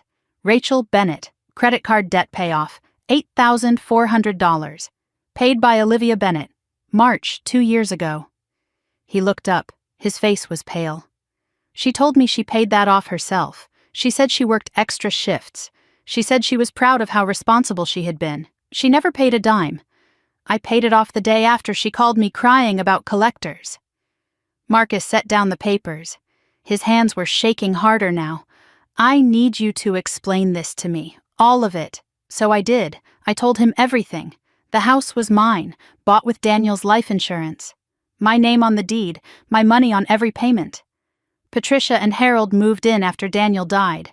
Never left, never paid rent, never offered. Rachel treated the house like family property, used my credit cards for wedding expenses without asking, charged thousands of dollars without my knowledge or permission. Total amount I had spent supporting my family in 3 years, $182,000. Marcus stared at the number, read it twice. Rachel told me her parents were covering most of the wedding. She said they had been saving for years. Her parents have been living in my house rent-free for 3 years. They have not been saving. They have been spending my money. Marcus was quiet for a long moment, processing. His world was rearranging itself in front of him. "But she said you were fine with everything, that you wanted to help, that you loved being involved. Did she tell you what she said to me 2 weeks ago? In front of her parents?" He shook his head. "She said the greatest gift I could give her for her wedding would be to disappear from the family forever." Her mother looked away. Her father nodded. Marcus went white. He set down his coffee cup because his hand was shaking too much to hold it. "She never told me that. I am not surprised." He was quiet again, staring at nothing. Then he spoke, almost to himself. "There have been other things, small things. I told myself I was imagining them. I waited. She told me she graduated with honors. I found out later she barely passed. She told me she left her last job by choice. I found out she was let go. He looked at me with something like shame. I wanted to believe her. I wanted the version of her she showed me to be real. I understand. I spent 35 years wanting the same thing from my family. The silence between us stretched out. The cafe hummed with conversation around us. Normal people living normal lives. "What are you going to do?" he asked. "I have already done it. The house sells on Monday." His eyes went wide. "Monday? That is in 2 days." "Yes. Does Rachel know?" "No. And I would appreciate if you did not tell her. Not yet." He looked at me for a long moment, then nodded slowly. "I will not. But I need to think about what I am going to do." I gathered the papers, put them back in the folder. "I am not telling you what to do, Marcus. This is not about your wedding or your relationship. That is between you and Rachel. Then why show me this? Because you deserve to know what you are marrying into. I never had that choice with my family. Daniel's family never lied to me. I never had to guess who they really were." I paused. "You asked to understand. Now you do. What you do with it is up to you." Marcus sat with the folder in front of him. He did not pick it up. "Can I keep this? The summary? It is your copy. I have others." He folded the papers carefully, put them in his jacket pocket. I think I knew, on some level. I just did not want to see it. That is how it works. They count on us not wanting to see. I stood up, left cash on the table for my coffee. "Good luck, Marcus. Whatever you decide." I walked out, did not look back. Through the window, I could see him still sitting in the booth, staring at nothing. A man whose future had just been rewritten. I was walking to my car when my phone buzzed. A text from Grace. "Your mother is burning something in the backyard. Thought you should know." I drove faster than usual. My mind raced with possibilities. What would Patricia burn? What would she want to destroy? The trust document, the lawyer's letters, any evidence of their planning. But I had copies of everything. Digital backups, printouts locked in my briefcase and stored at Helen's office. Whatever Patricia burned, it was already preserved. She just did not know it. I parked in the driveway and walked around to the backyard instead of going inside. Patricia was standing by the fire pit Harold built last summer. A small fire crackled in the center. She was feeding pages to the flames, one by one. I recognized scraps as they curled and blackened. The trust document, bank statements, a letter with a law firm letterhead. She thought she was destroying evidence, covering her tracks, eliminating proof of what they had planned. She did not hear me approach. She was too focused on the fire. I watched for a moment, cataloged what I saw.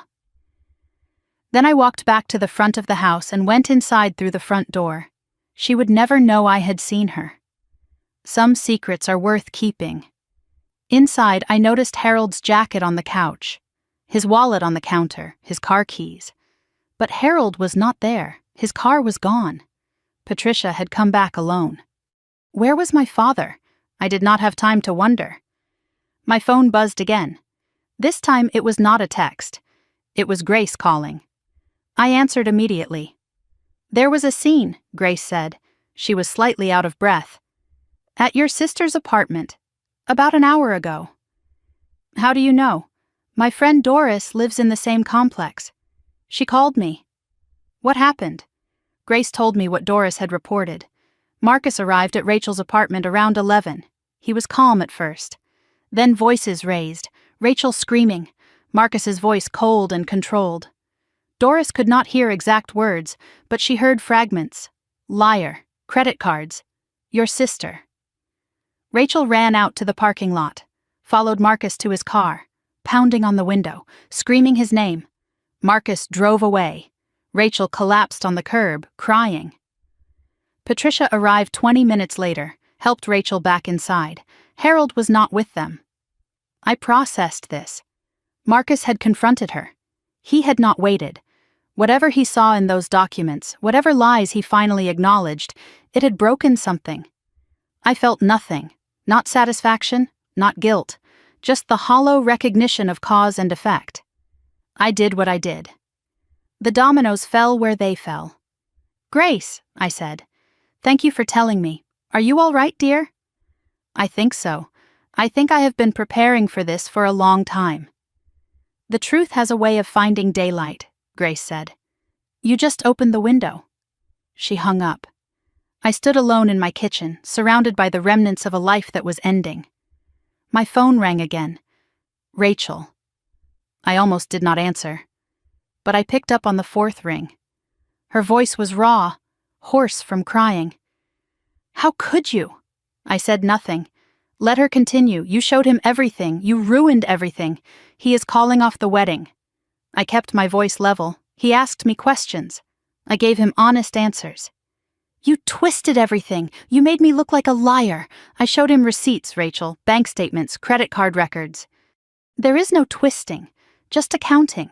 He thinks I am a liar. Did you tell him the truth about your debts, your job, your graduation?" Silence. "I did not make you look like anything. I just stopped covering for you."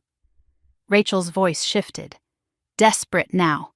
"You are destroying my life, my wedding, my future." "Are you happy now?" "No, I am not happy. But I am not responsible for your life, Rachel. I never was. I just forgot that for a while. You are supposed to be my sister. I was, for 35 years.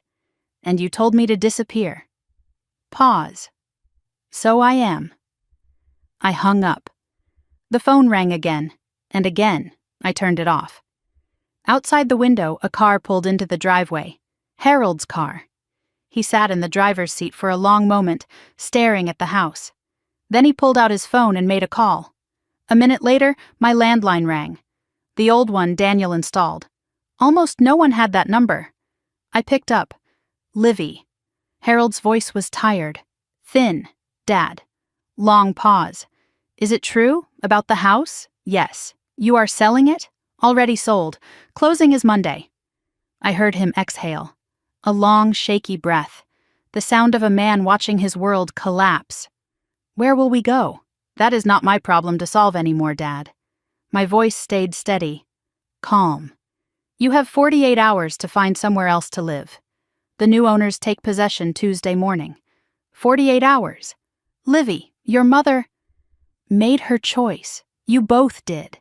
When you nodded, when you looked away, I did not mean... It does not matter what you meant. It matters what you did." Silence on the line. I could hear him breathing. An old man realizing the ground beneath him had vanished. "I am sorry." 2 words. Too late. But they sounded real. "I know, Dad. But sorry does not fix this." He did not argue, did not apologize again, did not make excuses. He just hung up. I set down the phone, stood at the window. Outside, Harold's car reversed out of the driveway. Headlights swept across the yard as he turned and drove away. I did not know where he was going. I did not know if he would tell Patricia. I did not know what would happen next. But I knew one thing. In 2 days, the house would belong to someone else. My family would have nowhere to go. And I would finally be free. But freedom has a weight to it. A gravity. I stood in the darkened kitchen and felt it settle on my shoulders. This was the price of disappearing. I was ready to pay it. I woke before dawn on the last day I would ever spend in that house. The room was already stripped bare, just a mattress on the floor, 1 suitcase packed. The alarm clock Daniel bought me years ago, still ticking faithfully in the darkness. I lay there for a moment, listening to the silence. In a few hours, this room would belong to someone else. These walls would hold different memories. This floor would carry different footsteps. I got up, walked through empty rooms. My footsteps echoed differently now. The furniture was gone, sold or donated or packed in the moving truck that would arrive at 8. I stopped at the kitchen window. The magnolia tree caught the first light of morning. Daniel planted it our first spring here. 7 years of growth. 7 years of blossoms. I wondered if the new owners would care for it the way we did. The movers arrived exactly on time. 3 men in work shirts, professional, efficient. They did not ask questions. They had seen this before. Houses being emptied, lives being rearranged. I directed them with a clipboard in hand. These boxes go to storage. These go to the new apartment. These get donated. My life, sorted into categories, packed into cardboard, labeled with black marker. The men worked quickly. By 10 in the morning, the truck was half full. By noon, almost everything was loaded. I noticed the silence from the rest of the house. My parents' bedroom door stayed closed. Rachel's car was not in the driveway. They knew what was happening. They had to know. But no one emerged. I wondered if they were hoping I would change my mind, hoping I would knock on their door and apologize, hoping I would be the one to fix everything the way I always had before. I did not knock. I kept packing.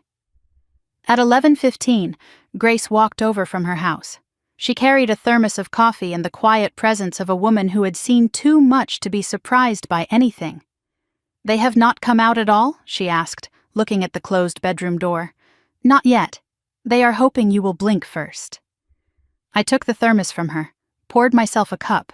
I am done blinking. 12:30. The front door opened. Patricia stepped out, still in her robe, hair uncombed, face pale and puffy from crying or not sleeping or both. She looked at the moving truck, looked at the boxes being carried out, looked at me standing in the driveway with my clipboard. "You are really doing this. The new owners take possession tomorrow morning. You need to have your things out by tonight." Her voice cracked. "Where are we supposed to go? That is something you should have thought about before you asked me to disappear." She began to cry, loud, theatrical sobs that echoed across the yard. "After everything we have done for you, after all the sacrifices, this is how you repay us?" I did not respond. I turned back to my clipboard, checked off another box. "You are just going to stand there? You are not even going to look at me?" I looked. My face was calm. My voice was even. "I have been looking at you my whole life, Mom, waiting for you to see me. It never happened. That is not fair. I love you. I have always loved you. You loved what I could do for you. There is a difference." She staggered back. Her hand went to her chest. "I cannot breathe. Harold! Harold!" Harold came out, dressed but disheveled. He looked like he had aged a decade overnight. "What is happening? She is throwing us out. She is heartless. Call someone. Call a lawyer. Call the police." Harold put a hand on Patricia's shoulder. His voice was quiet. "Pat, stop. Do not tell me to stop. This is our home." "No." Harold's voice was firm, clearer than I had ever heard it. "It is not. It never was." Patricia stared at him, betrayed by the one person she had always counted on to enable her. "We need to start packing," Harold said. He guided her back inside. The door closed behind them. Grace exhaled beside me. "Well, that was something." One of the movers approached. "Ma'am, there is a woman at the end of the driveway. Says she is your sister. She wants to talk to you." I handed Grace my coffee, walked down the driveway. Rachel stood at the edge of the property, arms wrapped around herself. She was wearing yesterday's clothes, mascara smeared, hair pulled back in a messy knot. She looked smaller than I had ever seen her. Younger. Lost. "Please, can we just talk?" I stopped 3 feet away, kept my distance. "I am listening." Her words came out in a rush. "I know I said things. I know what I said was wrong. I did not mean it. I was stressed. The wedding was making me crazy. You have to understand. I understand perfectly. You meant every word. And even if you did not," Mom looked away. Dad nodded. "No one defended me. But we can fix this. You do not have to sell the house. You can stop all of this. Just give us more time. I gave you 3 years. I gave you $182,000. I gave you everything I had. Then give us one more chance." "Why?" So you can treat me the same way next year, next month, next week? She had no answer. My voice softened, not with forgiveness, with finality. You never saw me as your sister, Rachel. You saw me as a resource, a backup plan, someone who would always be there to clean up your messes. That is not... The wedding is not my responsibility. Your debts are not my responsibility. Mom and Dad's living situation is not my responsibility. I paused. Let the words settle. I am 35 years old. I buried my husband 3 years ago, and instead of grieving, I spent every day taking care of people who never once asked how I was doing. Rachel's mouth opened, closed. She had nothing. Go help Mom and Dad pack. You have until tonight. I turned and walked back toward the house. Olivia! Her voice was desperate. Olivia! I did not look back. From her yard, Grace caught my eye and mouthed something. Pastor Williams just pulled up. A silver sedan parked on the street. Pastor David Williams stepped out. Mid-60s, gray hair, kind face. He had been the pastor at First Baptist of Willow Creek for 20 years. He approached slowly, hands clasped in front of him. The posture of a man who had walked into many family conflicts. Olivia, I got a call from your mother this morning. I am not surprised. She asked me to come and mediate. I set down my clipboard. With respect, Pastor, there is nothing to mediate. The house is sold. The closing is tomorrow. My decision is final. I understand. But your mother is very upset. She feels this situation has spiraled. It spiraled when my sister asked me to disappear from the family forever and my parents agreed. His expression shifted. Surprise first, then careful neutrality. I was not aware of the full context. No one is. That is part of the problem. I hesitated, made a decision. Wait here. I went inside, returned with a manila folder, a condensed version of the financial summary, the key numbers, the major categories.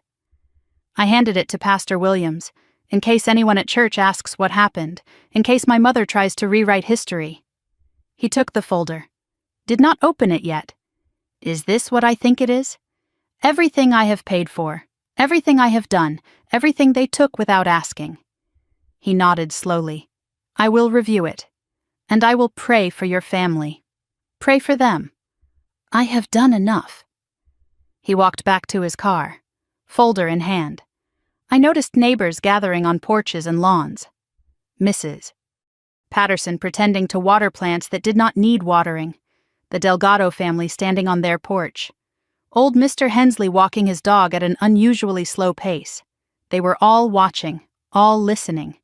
The story was already spreading. By tomorrow, everyone would know. Inside the house, chaos had erupted. Patricia and Harold were throwing things into suitcases. No system, no organization, just panic. Patricia saw me pass the doorway. You called the pastor. You are humiliating us. You called him Mom, not me. I called him to help, to make you see reason, and now he has a copy of everything I have documented. So when you tell people your version, they will have the facts.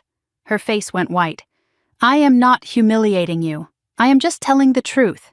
What happens after that is not my concern. I walked past, kept moving. Harold kept packing.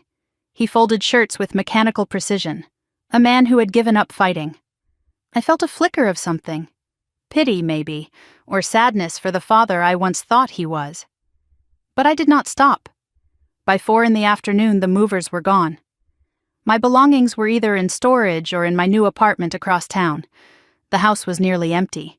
Just my parents' suitcases by the door. Rachel's boxes in the living room. Bare walls. Bare floors. It looked like a house that had already been abandoned. Rachel sat on the living room floor, surrounded by boxes.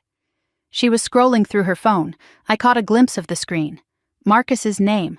A wall of blue messages from Rachel. No responses. He was not answering. He was not coming back. At 5:30, a car pulled into the driveway. A couple in their 40s. Professional clothes, warm smiles. The Hendersons. I had met them during the final walkthrough. A surgeon and a teacher. Moving from Chicago for a slower pace of life. "We just wanted to stop by before tomorrow," Mrs. Henderson said. "Make sure everything is on track." "It is. The house will be empty by tonight."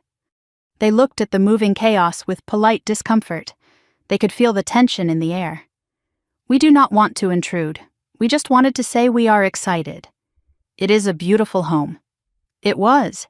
"I hope you will be happy here." They left after a brief tour of the empty rooms. Patricia watched from the window, fury in her eyes. "You sold our home to strangers. I sold my home. To people who will actually own it." She turned away, trembling with rage. I checked my watch. 6 hours until midnight. Then the house officially would not be mine anymore. 9 o'clock. Patricia and Harold were loading the last of their suitcases into Harold's car. Rachel had left an hour earlier. Crying, driving to a friend's apartment. The house was empty, truly empty, nothing but bare walls and echoes. I walked through one last time. Kitchen, living room, hallway, Daniel's study. I stood in the middle of the living room. The room where Rachel made her declaration. The room where everything changed. From my bag, I removed the binder. Black, thick, labeled on the spine in block letters. What disappears? Inside was the complete ledger, every receipt, every statement, every line item, 147 entries spanning 3 years. And on top, a single envelope addressed to Rachel. I placed it on the kitchen counter. The only thing left in the house. Tomorrow, someone would find it. Maybe Rachel, coming back for something forgotten. Maybe my parents. Maybe the new owners. It did not matter who found it first. The truth was there, waiting. I walked out the front door. Did not lock it. The new owners would do that tomorrow. I stood on the porch one last time, looked at the magnolia tree, the porch swing, the mailbox I painted. 7 years of memories. 7 years of hope and grief and silent sacrifice. It was over. They would find it tomorrow. The binder, the letter, everything I had carried in silence for 3 years finally set down. I did not leave it for revenge. I left it as a mirror. Sometimes people need to see themselves clearly, even if they do not want to. I walked to my car, started the engine, pulled out of the driveway for the last time. Behind me, the house sat empty. But it was not really empty. I had left the truth inside, and nothing would ever be the same. I woke in my new apartment for the first time. The room was small, clean white walls, boxes stacked against every surface, sunlight through unfamiliar windows casting unfamiliar shadows. I lay there for a moment, taking inventory. The quilt my grandmother made, finally unpacked. A small nightstand I bought at a thrift store last week. The alarm clock Daniel gave me, still keeping faithful time. This room belonged to me. Every object chosen by me. Every corner peaceful because I made it so. I got up, made coffee in a kitchen that held only my things. No one else's tea collection, no one else's newspaper on the counter, no one else's expectations hanging in the air. It was quiet, strange, almost unsettling after 3 years of constant noise. I checked my phone, no messages. My family did not have this address. They did not have this number. I had changed both. 10 o'clock. I drove to the title company office to meet Helen Marsh. The closing took less than an hour. Papers signed, keys exchanged, a cashier's check placed in my hands. The house was officially sold. I was officially free. Helen shook my hand at the door. "You did the right thing. I have seen a lot of family situations in this business. You handled it with more grace than most." I tucked the check into my bag. It does not feel like grace. It just feels necessary. I walked out into the morning sun. The weight on my shoulders was different now. Lighter, but not gone. Somewhere across town, my family was waking up to an empty house that no longer belonged to anyone they knew. My phone buzzed. A text from Grace. "Your sister's car just pulled into the old driveway. She has a key." She is going inside. My heart rate spiked, then settled. It was happening. Let it happen. I called Grace immediately. She answered on the first ring. "I am on my porch," she said. Slightly breathless. "I can see everything. Tell me what is happening." Grace became my eyes and ears. She narrated in real time, her voice low and steady. "Rachel parked in the driveway about 10 minutes ago. She sat in the car for a while, just staring at the house. Then she got out, walked to the front door, used her key. I waited, gripped the phone. The door opened. She stepped inside. Long pause. She has been in there about 5 minutes now. No sound, nothing. I could picture it. Rachel walking through empty rooms, seeing bare walls where furniture used to be, seeing bare floors where rugs used to lie, seeing nothing where everything used to be. "Wait," Grace said. "I hear something." She is yelling. I can hear her through the walls. Another car. Grace's voice tightened. "Your mother, Patricia's silver Lexus, just pulled up." I closed my eyes, listened. Patricia is getting out, almost running. Your father is in the passenger seat. He is staying in the car. Footsteps, a door opening, more voices. "They are both inside now," Grace said. "More yelling, both of them. I cannot make out words, but it is loud." Pause. "Your mother just screamed something about that binder. I think they found it." I exhaled slowly. The binder was on the counter. Black, thick, labeled in block letters. What disappears? Everything I had documented, every receipt, every statement, every dollar they had taken without asking. 147 line items spanning 3 years. "Grace," I said, "can you get closer? I am moving to the fence line, pretending to check my roses." Through the living room window she could see shapes moving. Rachel holding something, flipping pages. Your sister has the binder. She is reading it, page after page. Long silence. Your mother is trying to grab it. Rachel is pushing her away. More silence. Now Rachel is sitting on the floor, just reading. She is not moving, just reading. I imagined my sister's face, the slow realization, the numbers adding up to a truth she had spent her whole life ignoring. "Your mother is crying," Grace said, pacing, pulling at her hair. Pause. Rachel is not crying. She is just still, like she is in shock. Grace's voice dropped lower. "There is another car coming. I do not recognize it. Wait. It is that young man. The fiancé, Marcus." My breath caught. I had not expected him to come. But of course he came. Rachel would have called him, begged him to come, told him everything was falling apart. And now he was walking into the truth. "Marcus parked on the street," Grace said. "He is getting out slowly. He looks tired, resigned, like a man walking into something he already knows will hurt." Rachel ran out of the house. She met him on the lawn. She is grabbing his arm, talking fast, pointing at the house. Pause. He is not responding, just listening. His face is like stone. They walked inside together. The door closed. Grace moved to a different position. The side of her house near the fence. She could see into the kitchen window now. They are all in the kitchen. The binder is on the counter. Marcus is reading it. Long pause. Patricia is talking at him, gesturing, trying to explain something. He is not looking at her. He is just reading. Rachel is standing in the corner, arms crossed. She looks scared. I could picture it perfectly. Marcus turning pages, seeing the numbers, seeing the receipts, seeing the evidence of every lie Rachel had ever told him. "He stopped reading," Grace said. He is looking at Rachel now. Pause. "He said something. I cannot hear exactly." "Wait." She is shaking her head. He said it again. Louder. I heard it. "Did you know about any of this?" Silence from the house. She is not answering. She is just standing there. He asked again. "Rachel, did you know?" Still nothing. She is crying now, but she is not answering.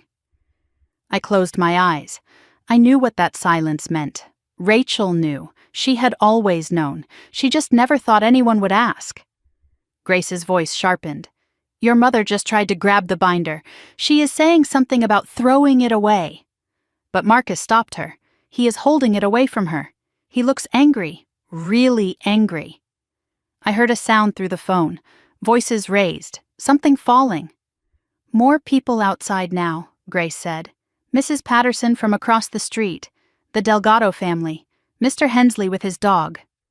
The commotion had drawn attention.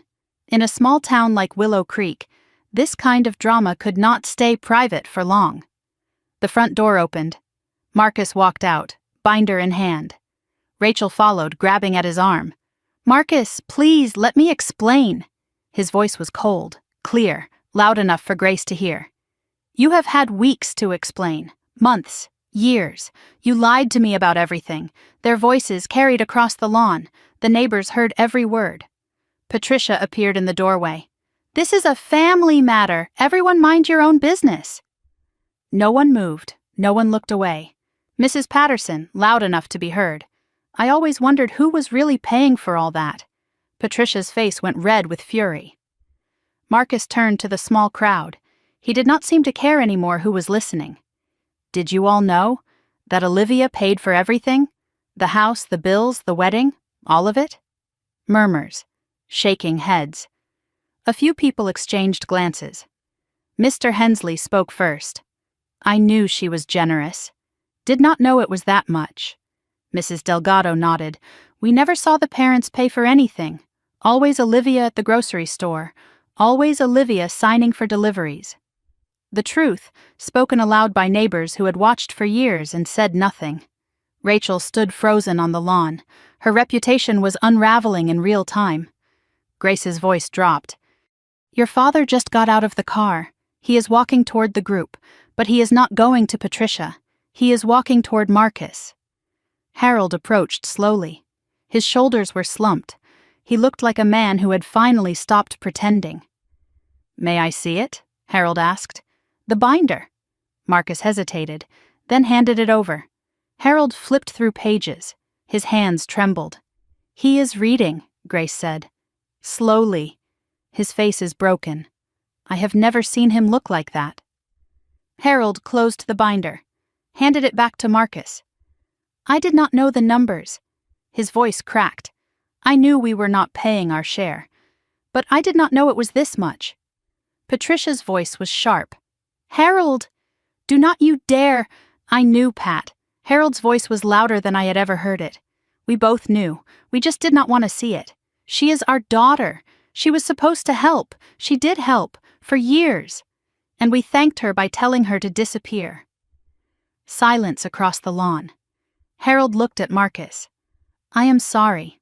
For my daughter, for all of us. She deserved better than this." He turned and walked back to the car. Got in, closed the door. Patricia stood alone on the porch, her mouth opening and closing like a fish out of water. "Marcus is walking back to Rachel now," Grace said. "He is saying something to her. Quiet. I cannot hear. But Rachel is shaking her head. She is crying harder now." I pressed the phone to my ear, barely breathing. I can hear him now. He is speaking louder. Marcus's voice clear enough for Grace to hear. "I have been trying to understand, trying to give you the benefit of the doubt. But you lied to me. About money, about your family, about who you are." Rachel's voice was desperate. "I love you. Does that not matter? Love is not supposed to feel like this. Love is not supposed to be built on lies. We can fix this. We can go to counseling. The wedding is off." Rachel's scream was loud enough for me to hear through the phone. "You cannot do this." "The invitations are out. Everyone knows. Everyone will know the wedding is canceled. That is not the worst thing. What is worse than that? Marrying someone I cannot trust. Living a lie for the rest of my life." He turned, walked to his car, got in. Rachel ran after him, pounding on the window. "Marcus! Marcus!" The car pulled away, slowly, deliberately, not looking back. Rachel collapsed on the lawn, sobbing. Patricia rushed to her daughter, helped her up, guided her back to the house. The neighbors began to disperse, but the whispers continued. "He is gone," Grace said. "Marcus is gone. Your mother just took Rachel inside. And my father, still in the car, has not moved. I think he is just sitting there." Pause. "It is over, Olivia. It is really over." I exhaled. a long, shaky breath I did not know I was holding. "Thank you, Grace. For everything. I did not do anything. You did." We hung up. I was standing in my small apartment, boxes everywhere, a life waiting to be unpacked. Through the window I could see downtown Willow Creek, the coffee shop, the church steeple, the streets I had known my whole life. Somewhere across town, my family was in ruins. The wedding was canceled. The truth was public. I thought I would feel triumphant. I did not. I felt empty, clean, like a wound that had finally been drained. I thought about the letter I had left for Rachel, the one inside the binder. I had written it 3 days ago. It took me 6 drafts. The final version was simple. "Rachel, you asked me to disappear. This is what disappears with me. There is no anger in these pages, just accounting. I hope your wedding day would have been beautiful. I hope you find what you are looking for. I will not be there to see it. Olivia." Simple, honest, final. I sat on my new couch, the one I bought for myself, with my own money, for my own space. I closed my eyes. He walked away. Rachel screamed, and across town, I finally exhaled. The binder had done its work. Not as a weapon, as a mirror. They finally saw themselves. I did not feel like I had won. I felt like I had survived. And for the first time in 3 years, that was enough. The wedding was off. The truth was out. And I was finally, completely free. 1 week passed. 7 days of silence and adjustment and learning to live in a space that belonged only to me. I woke each morning in my small apartment, surrounded by boxes I was slowly unpacking. The routine was simple. Coffee at dawn, work during the day, evenings spent arranging furniture and hanging pictures and discovering what it felt like to exist without the constant weight of other people's expectations. The world outside my door had not been so quiet. My old phone sat in a drawer. I checked it once a day, like taking medicine I did not want but knew I needed. The screen was always full. 17 voicemails, 23 texts, 4 emails marked urgent. I did not listen to most of them. I could guess the contents by the caller ID. Patricia had left 6 voicemails. Her tone shifted across them, from fury to pleading to something that sounded almost like grief. I deleted them without listening past the first few seconds. Rachel left 4. I heard fragments before hitting delete. "How could you? You ruined everything. I hope you are happy." Harold left 1. Late at night, 2 in the morning according to the timestamp. It lasted only 14 seconds. I almost listened to that one. Almost. The rest were from extended family, old friends, people I had not spoken to in years. The story had spread. In a town like Willow Creek, it was inevitable. One voicemail caught my attention. Aunt Dorothy, my father's older sister, 70 years old, lived in Savannah. We had not spoken in 3 years, not since Daniel's funeral. Her voice was warm but serious. "Olivia, honey, I heard what happened. I need to talk to you. There are things I should have said a long time ago. Please call me back. I saved that one." I would call her later, when I was ready. I needed groceries, milk, coffee, basic supplies. I drove to the Piggly Wiggly on the edge of town, far from my old neighborhood, far from familiar faces. It did not matter. I was recognized immediately. The cashier was a woman in her 50s, gray hair pulled back, reading glasses on a chain around her neck. She looked at me, then looked again, then smiled. "You are the Bennett girl, aren't you? The older one?" I nodded cautiously. She leaned in, lowered her voice. "Honey, my sister goes to First Baptist. She told me everything. What your family did to you. It is shameful." I did not know how to respond. She patted my hand across the conveyor belt. "You did the right thing. Do not let anyone tell you different." I thanked her and gathered my bags. Walked to my car. Noticed people glancing, whispering, not hostile, curious, sympathetic. A man I did not recognize tipped his hat as I passed. "Ma'am." A young mother with a stroller gave me a small, knowing smile. The story had taken on a life of its own. in coffee shops and church pews, in text chains and phone calls between neighbors. I imagined the versions spreading. Did you hear about the Bennett family? The older daughter sold the house right out from under them. Apparently she paid for everything, years and years. And they told her to disappear. The younger one's wedding got canceled. The fiancé found out she had been lying about money. Some versions were probably exaggerated. Some were probably softened. But the core truth remained. I was used. I was dismissed. And I finally said enough. Grace called that evening with an update. Pastor Williams gave a sermon yesterday, she said. Did not name names, but everyone knew. What did he say? Something about gratitude, about recognizing the people who carry us, about taking for granted those who give the most. Pause. Your mother walked out halfway through, made quite a scene. I closed my eyes. Even now, Patricia was performing. But here is the thing, Grace continued.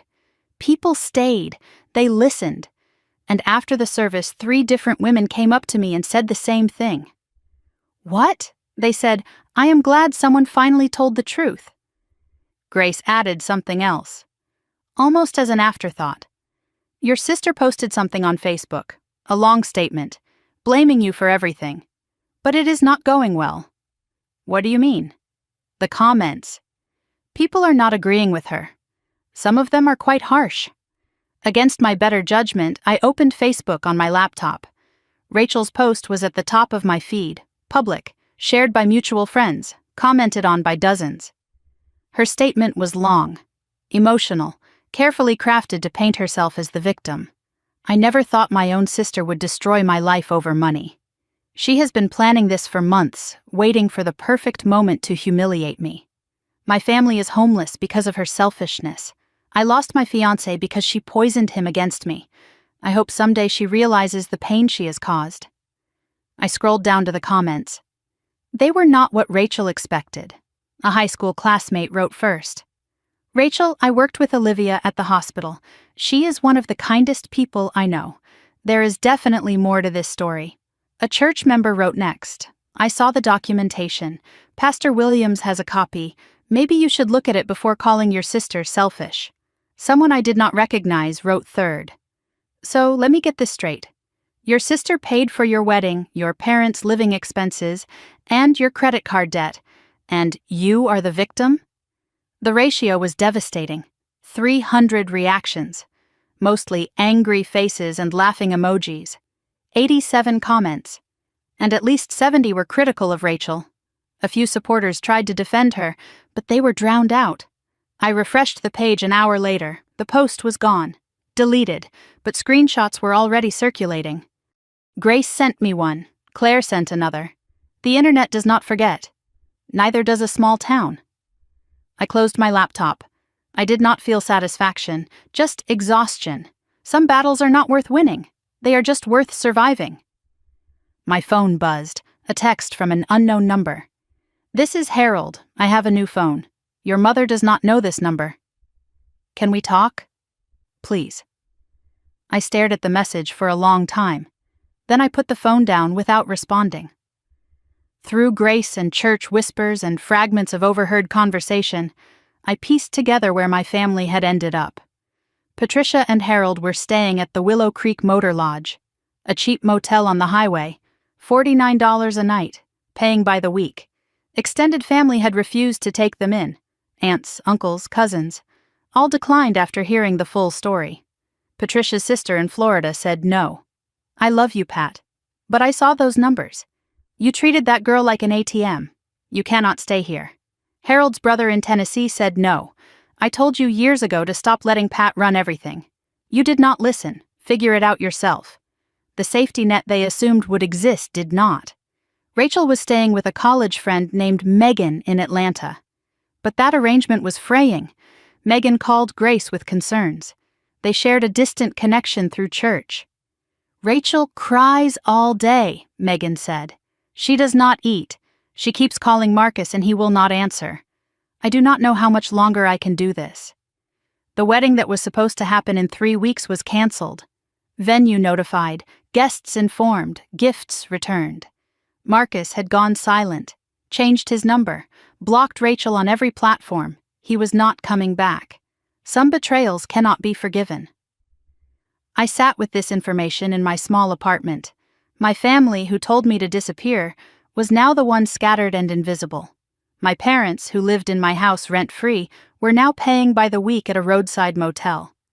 My sister, who was planning the wedding of the year, had no wedding and no fiancé. The tables had turned. Not through vengeance, through consequence. I did not orchestrate their fall, I just stopped holding them up. Gravity did the rest. That evening, I decided to return one call. Just one. Aunt Dorothy answered on the second ring. Olivia. Thank God. I did not think you would call back. You said there were things you should have told me. Long pause. I have been carrying this for 40 years. It is time I put it down.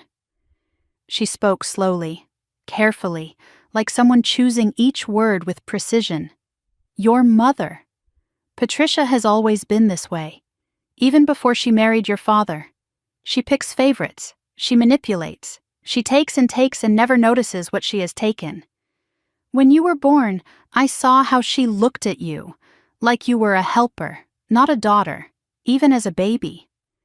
Rachel came along, and suddenly there was a real child, the one who needed protection, the one who deserved everything. I tried to say something to Harold once. He told me to mind my own business, so I did. And I have regretted it ever since. I listened, my throat tight, my eyes burning. I should have fought harder for you, Dorothy said. I should have said something to your face. I am sorry, Olivia, I am so sorry. You are saying it now. Too little, too late. Maybe, but it still matters. We talked for another hour. Dorothy shared stories I had never known. Moments of Patricia's manipulation that went back decades. Patterns I could never see because I was too close. By the end, I understood something I had been too afraid to admit. I was never the problem. I was never too sensitive or too demanding. I was just born to the wrong mother. Before hanging up, Dorothy added one more thing. Your father called me yesterday. First time in years. He sounded broken. I think he is finally waking up. Wednesday afternoon. Claire insisted on taking me to lunch. You need to get out, she said. You need to remember there is a world beyond all this. We sat at a corner table in a small cafe downtown. Sandwiches and iced tea. Normal things. So, Claire said, how does it feel? How does what feel? Being free. Finally. I considered the question. It does not feel like I thought it would. I expected triumph, victory, and instead, empty, clean, like a room after you have cleared out all the clutter. It is better, but it is also quiet. Claire reached across the table, squeezed my hand. You did what most people only dream about. You stood up for yourself. You said enough. And you did it without screaming or crying or begging. You just showed them the truth. And let the truth do the work. It cost me my family. Did it? Or did it cost you the illusion of a family? I had no answer. Maybe both, maybe neither. You will build a new life, Claire said. A real one. With people who see you for who you are. I hope so. I know so. It starts now. After lunch, I took the long way back to my apartment. I found myself driving past the old house without meaning to. The new owners had already begun making changes. Fresh flowers in the front bed, a new welcome mat, a child's bicycle on the porch.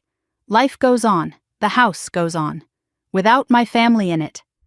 I did not stop, just drove past, watched it shrink in the rearview mirror. That evening, a knock on my apartment door. Grace stood there, holding a cardboard box. I have been saving these, she said. I did not know when to give them to you. I think now is the time. Inside the box were photographs, old ones, Olivia and Daniel, at picnics, at the house, planting the magnolia tree. You left them behind when you moved, Grace said. I went back and got them from the porch before the new owners arrived. I hope you do not mind. My eyes filled with tears. The first tears I had cried in days. Thank you. Thank you, Grace. He loved you, she said. Anyone could see that. And he would be proud of what you did. She left. I sat with the photographs, touched Daniel's face in a picture from 5 years ago. I miss you, I whispered. But I think I finally found myself again. My phone lit up. A text from Rachel. I need to see you. Please, just once. I am begging you. I stared at the screen for a long time. 3 weeks ago, she told me to disappear forever. Now she was begging to see me. I thought about everything that had happened. The binder, the neighbors, the canceled wedding, the motel room where my parents were living. I thought about Dorothy's voice on the phone, about Claire's hand on mine, about Grace's box of memories. I did not answer. Not yet. Some doors, once closed, take time to reopen, and some doors stay closed forever. I was not sure yet which kind this was. 2 weeks had passed since the binder was found. 2 weeks of silence and solitude, and learning to live without the constant noise of my family's demands. I went to work, I came home, I unpacked boxes. I read books I had been meaning to read for years. I cooked meals for one and ate them at a small table by the window, watching the sun set over a town that was slowly becoming mine again. Rachel's text still sat unanswered on my phone. I need to see you, please, just once. I am begging you. Harold had texted 3 more times, each message shorter than the last, each one more desperate. Patricia had stopped calling. The silence from her was somehow louder than the voicemails had been. I told myself I was thinking, processing, deciding. But really I was afraid. Afraid of what I might feel. Afraid of what I might say. Afraid of being pulled back in. Claire found me in the break room at lunch. She sat across from me with her sandwich and her direct stare. You cannot avoid them forever, she said. It is a small town. I am not avoiding. I am waiting. For what? I did not have an answer. Look, she said, I am not saying you have to forgive them. I am not even saying you have to see them again. But closure, real closure, sometimes requires one last conversation. What if I do not want closure? What if I just want distance? Then take distance, but make it a choice, not an escape. That evening, I pulled up Rachel's text again, read it for the 100th time. My thumb hovered over the reply button. Then I typed, Saturday, 2 p.m., the Copper Kettle, public place, 1 hour. That is all I am offering. I hit send before I could change my mind. The response came in seconds. Thank you, I will be there. Thank you, Olivia. Friday night. The night before meeting Rachel, I was cooking dinner, a simple pasta just for myself. My phone rang. Harold's new number. I had ignored him for 2 weeks. Tonight, something made me answer. Hello, Dad, Livy. His voice was rough, tired. I did not think you would pick up. Neither did I. Long pause, the sound of breathing, a television in the background, the motel room. I have been trying to figure out what to say to you. I have written it down, practiced it. But now that you are on the phone, I cannot remember any of it. I waited, stirred my pasta. Said nothing. I was a coward. My whole life, I let your mother make the decisions. I told myself it was easier. I told myself I was keeping the peace. He paused. But there is no peace in watching your daughter get crushed. There is no peace in nodding when you should have stood up. My chest tightened. I gripped the spoon harder.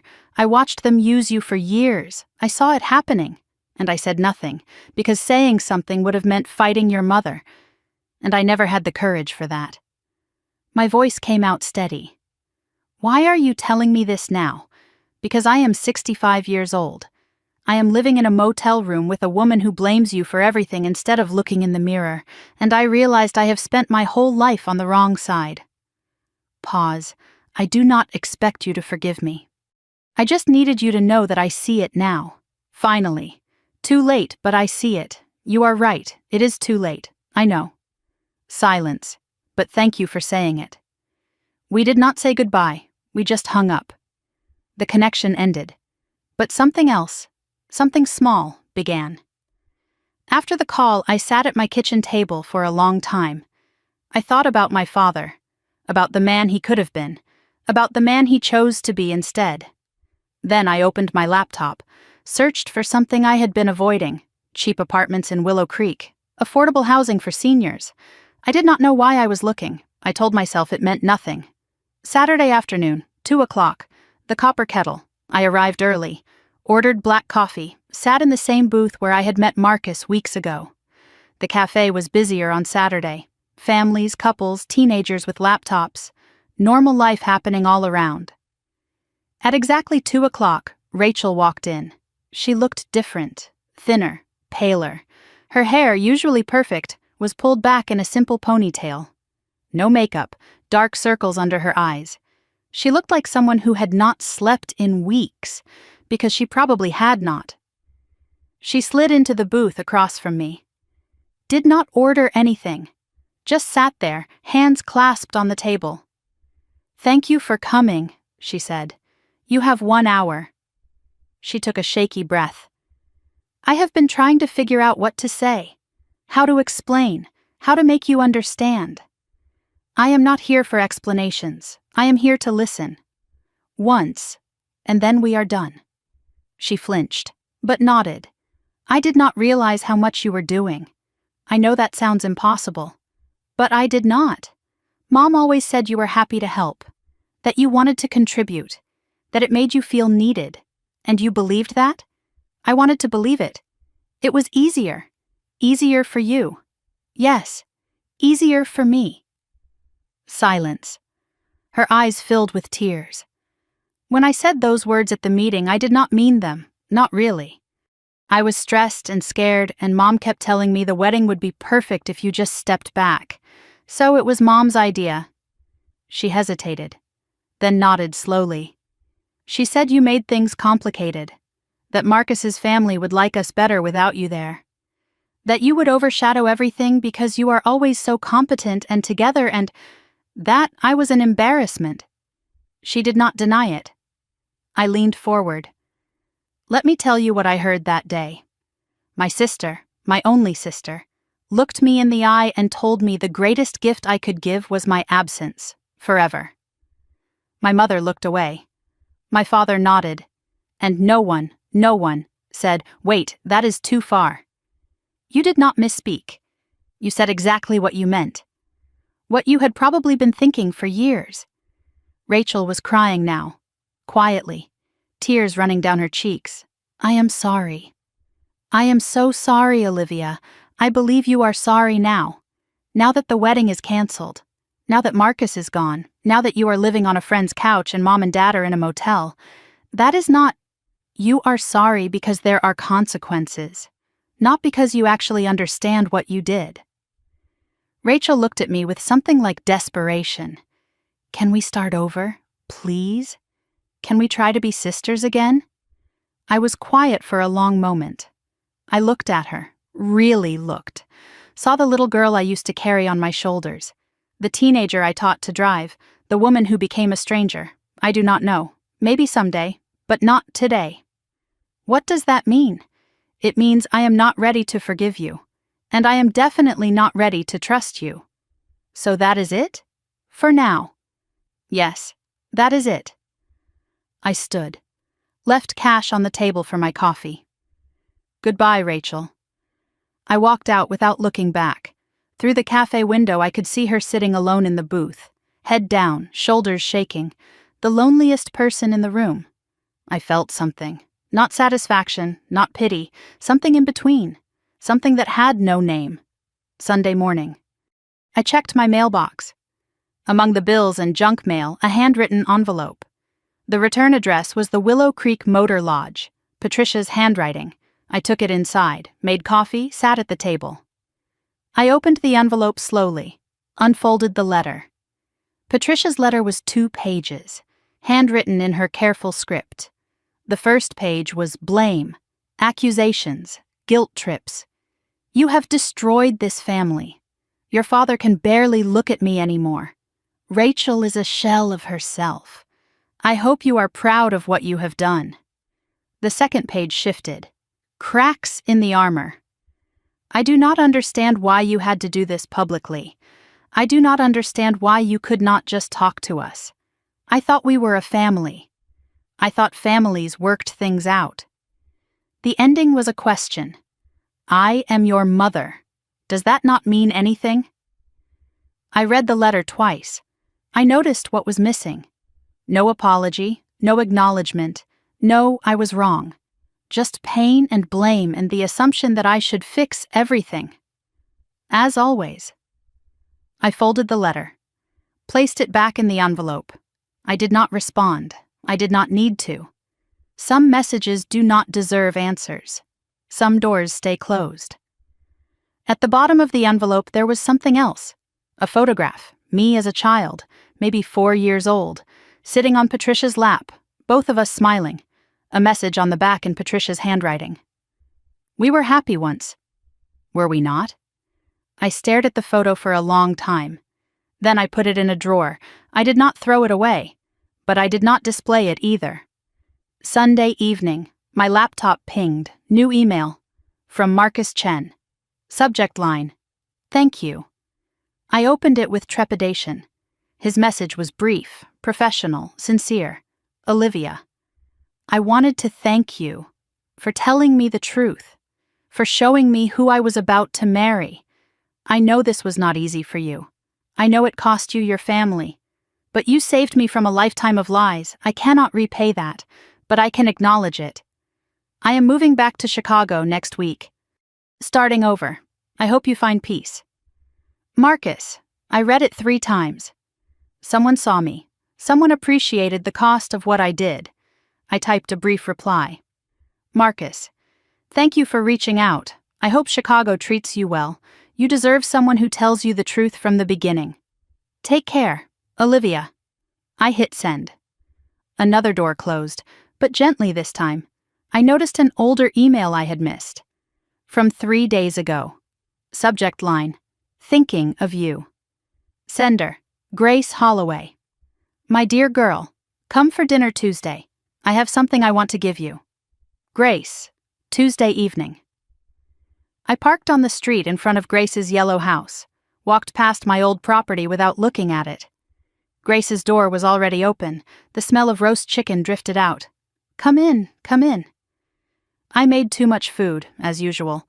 We ate at her small dining table, talked about nothing and everything, the weather, the new neighbors, a book Grace had just finished. Normal conversation. Easy, warm. After dinner, Grace brought out a small velvet box. I have been saving this, waiting for the right moment. Inside was a delicate silver bracelet. Simple, elegant, old. It belonged to my mother, Grace said. She gave it to me when I left a bad marriage 43 years ago. Grace, I cannot. You can. And you will. Because you remind me of myself. Stubborn, strong, willing to burn it all down rather than live a lie. My eyes filled with tears. I did not have children, Grace said. But if I had a daughter, I would have wanted her to be like you. We sat on Grace's porch as the sun set. Rocking chairs, iced tea, crickets starting their evening song. You know what I have learned in 70 years? Grace asked. Tell me, the people who hurt us do not always change. Sometimes they never understand what they did, and we have to make peace with that. How?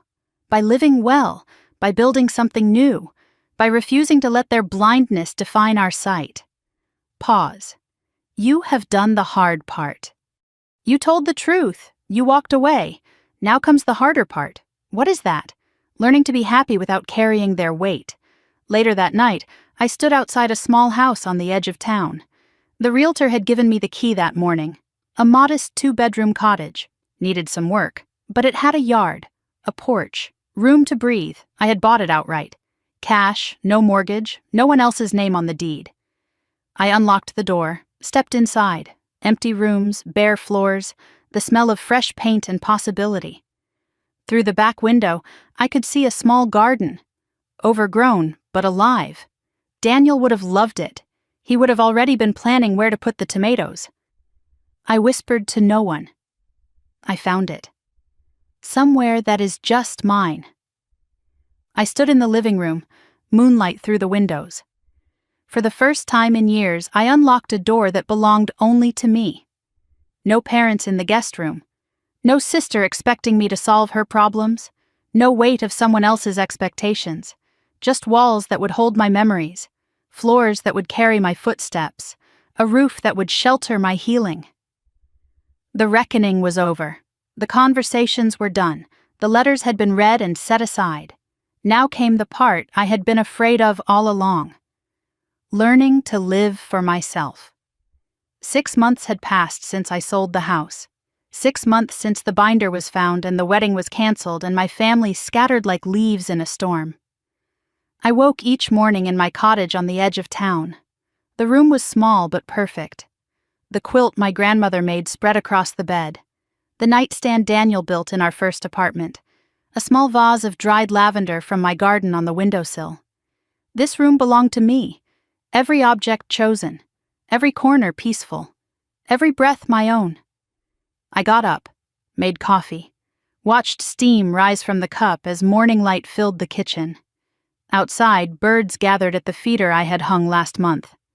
Cardinals and chickadees and one stubborn blue jay who chased everyone else away. 6 months. It felt like 6 years. It felt like 6 days. Time moves differently when you stop measuring it against other people's expectations. I walked through my home.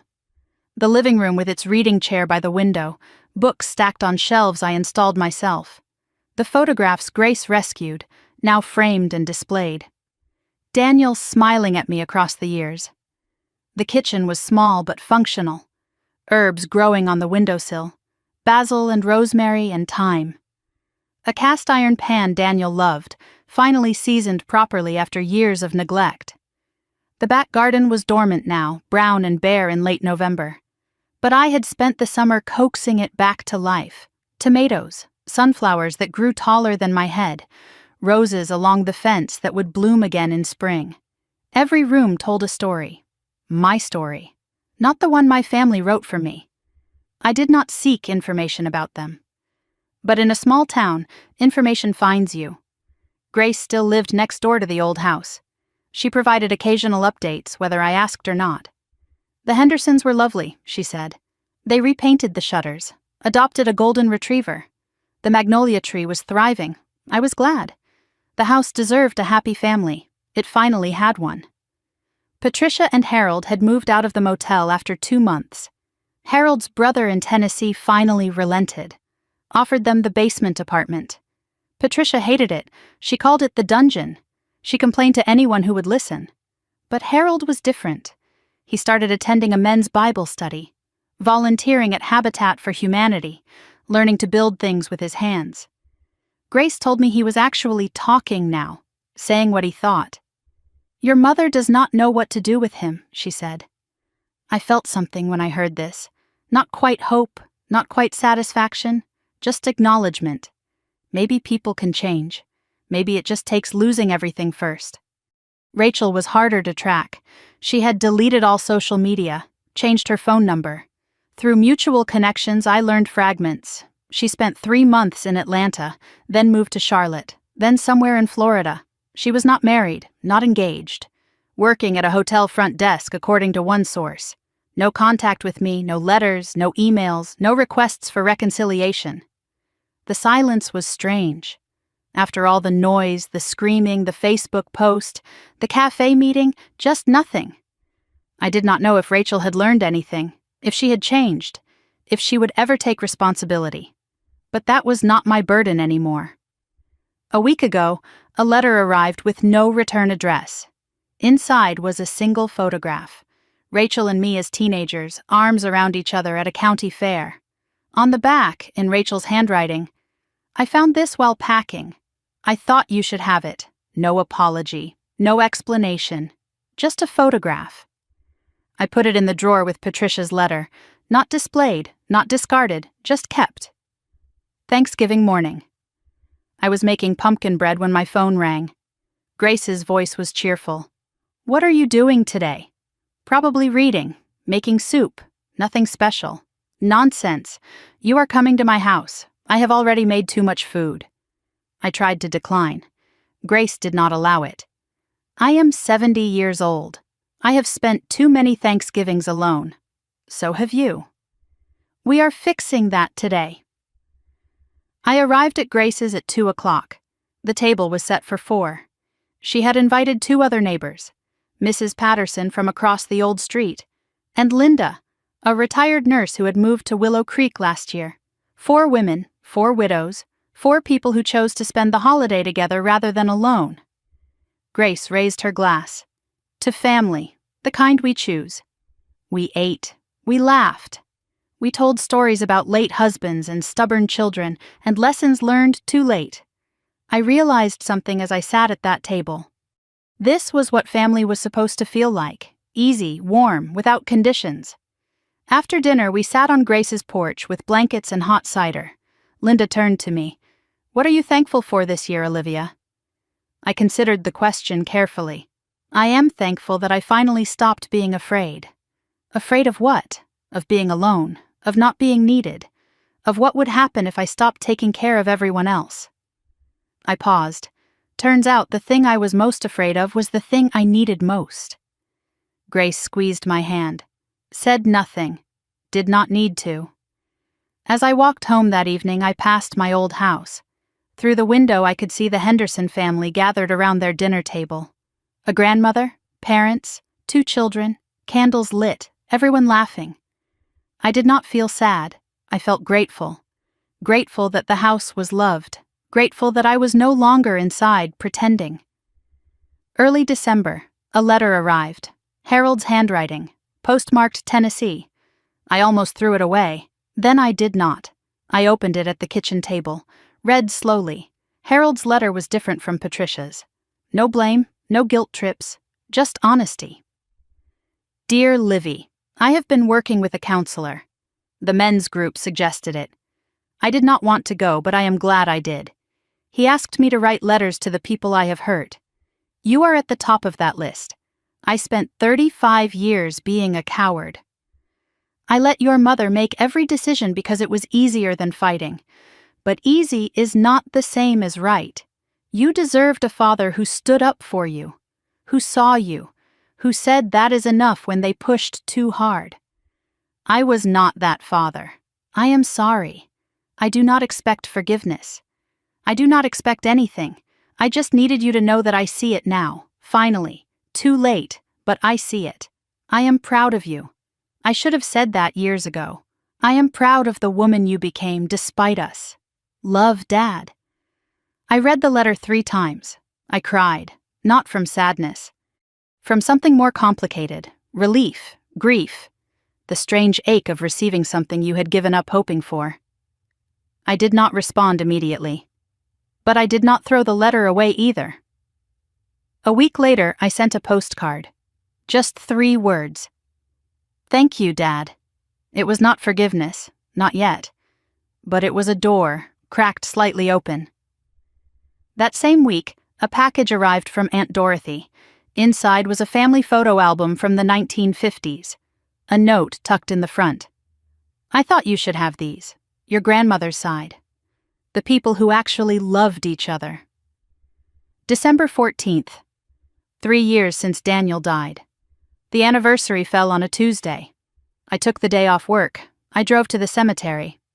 The first time I had been since the funeral. His grave was simple, gray stone, his name, his dates, the words I chose. Beloved husband. Gentle heart. I sat on the cold ground. Did not care about the damp. I talked to him. Out loud. The way I used to when he was alive. I sold the house. You probably know that already. Mom and Dad are gone. Rachel and I do not speak. I have a cottage now. Small, quiet. You would like the garden. I think you would be proud of me. I finally stopped disappearing. I traced his name with my finger. I miss you every day. But I am okay. I am actually okay. That is the miracle, is it not? That I can be okay without you. That I can miss you and still be whole. I stayed until the sun started to set. Then I kissed my palm and pressed it to the stone. I will come back, I promise. More often. I walked to my car, lighter somehow, sadder but also free. On the drive home, I passed the old street. Did not turn down it. Passed the church where Rachel made her declaration. Did not slow down. Passed the cafe where I showed Marcus the truth. Just another building now. The past was behind me, literally, figuratively. I drove toward my cottage, toward the life I built from the wreckage, toward home, Christmas Eve. I sat by my small fireplace, a real fire, a glass of wine, a book in my lap, snow falling outside, the first of the season. I thought about the year behind me, the reckoning, the aftermath, the slow work of rebuilding. I thought about the woman I was 12 months ago, the one who said yes to everything, the one who could not imagine life without her family's approval. That woman felt like a stranger now, distant, smaller. The woman I was today had grown into her own skin. I picked up my journal, the one Grace gave me. I wrote. They asked me to disappear, so I did. But here is what they never understood. When you push someone out who has been holding everything together, you do not just lose them. You lose the weight they carried in silence. The mortgage payments, the emergency loans, the emotional labor, the constant sacrifice. You lose the foundation you never bothered to see. And when that foundation vanishes, everything built on top of it collapses. Not because of revenge, not because of anger, just gravity. I did not destroy my family. I just stopped holding them up. They fell all on their own. I closed the journal, looked at the fire.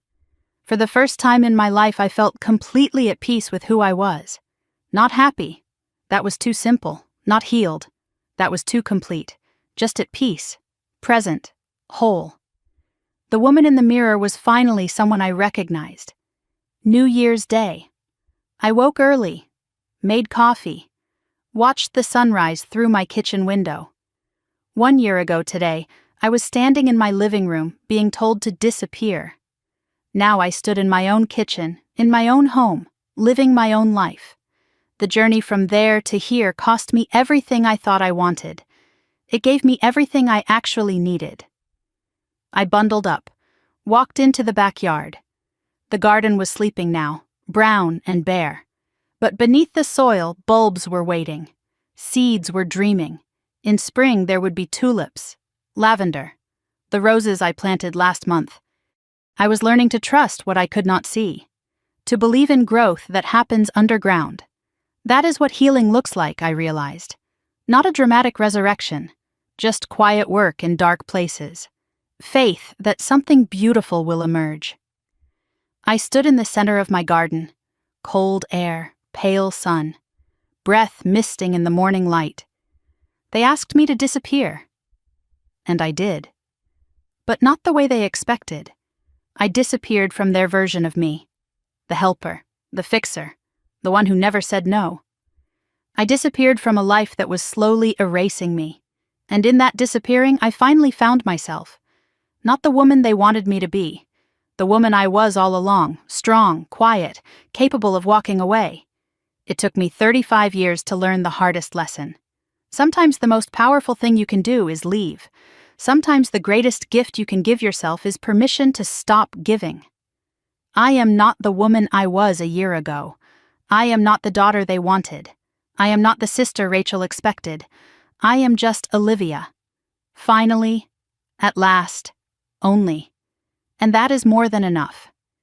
If this story stirred something in you, if you have ever felt unseen, taken for granted, or quietly erased, I want you to know you are not alone. Sometimes the strongest thing you can do is not to fight back. It is to walk away with your dignity intact. Sometimes the greatest revenge is simply telling the truth. If this story resonated with you, I would love to hear your thoughts. Leave a comment and tell me, have you ever had to choose yourself over someone who took you for granted? And if you would like to hear more stories like this, told honestly, without noise, take a moment to subscribe. Hit that notification bell so you do not miss the next one. Thank you for listening. Thank you for staying until the end. Take care of yourselves. You are worth it. This story is fictionalized for dramatic effect.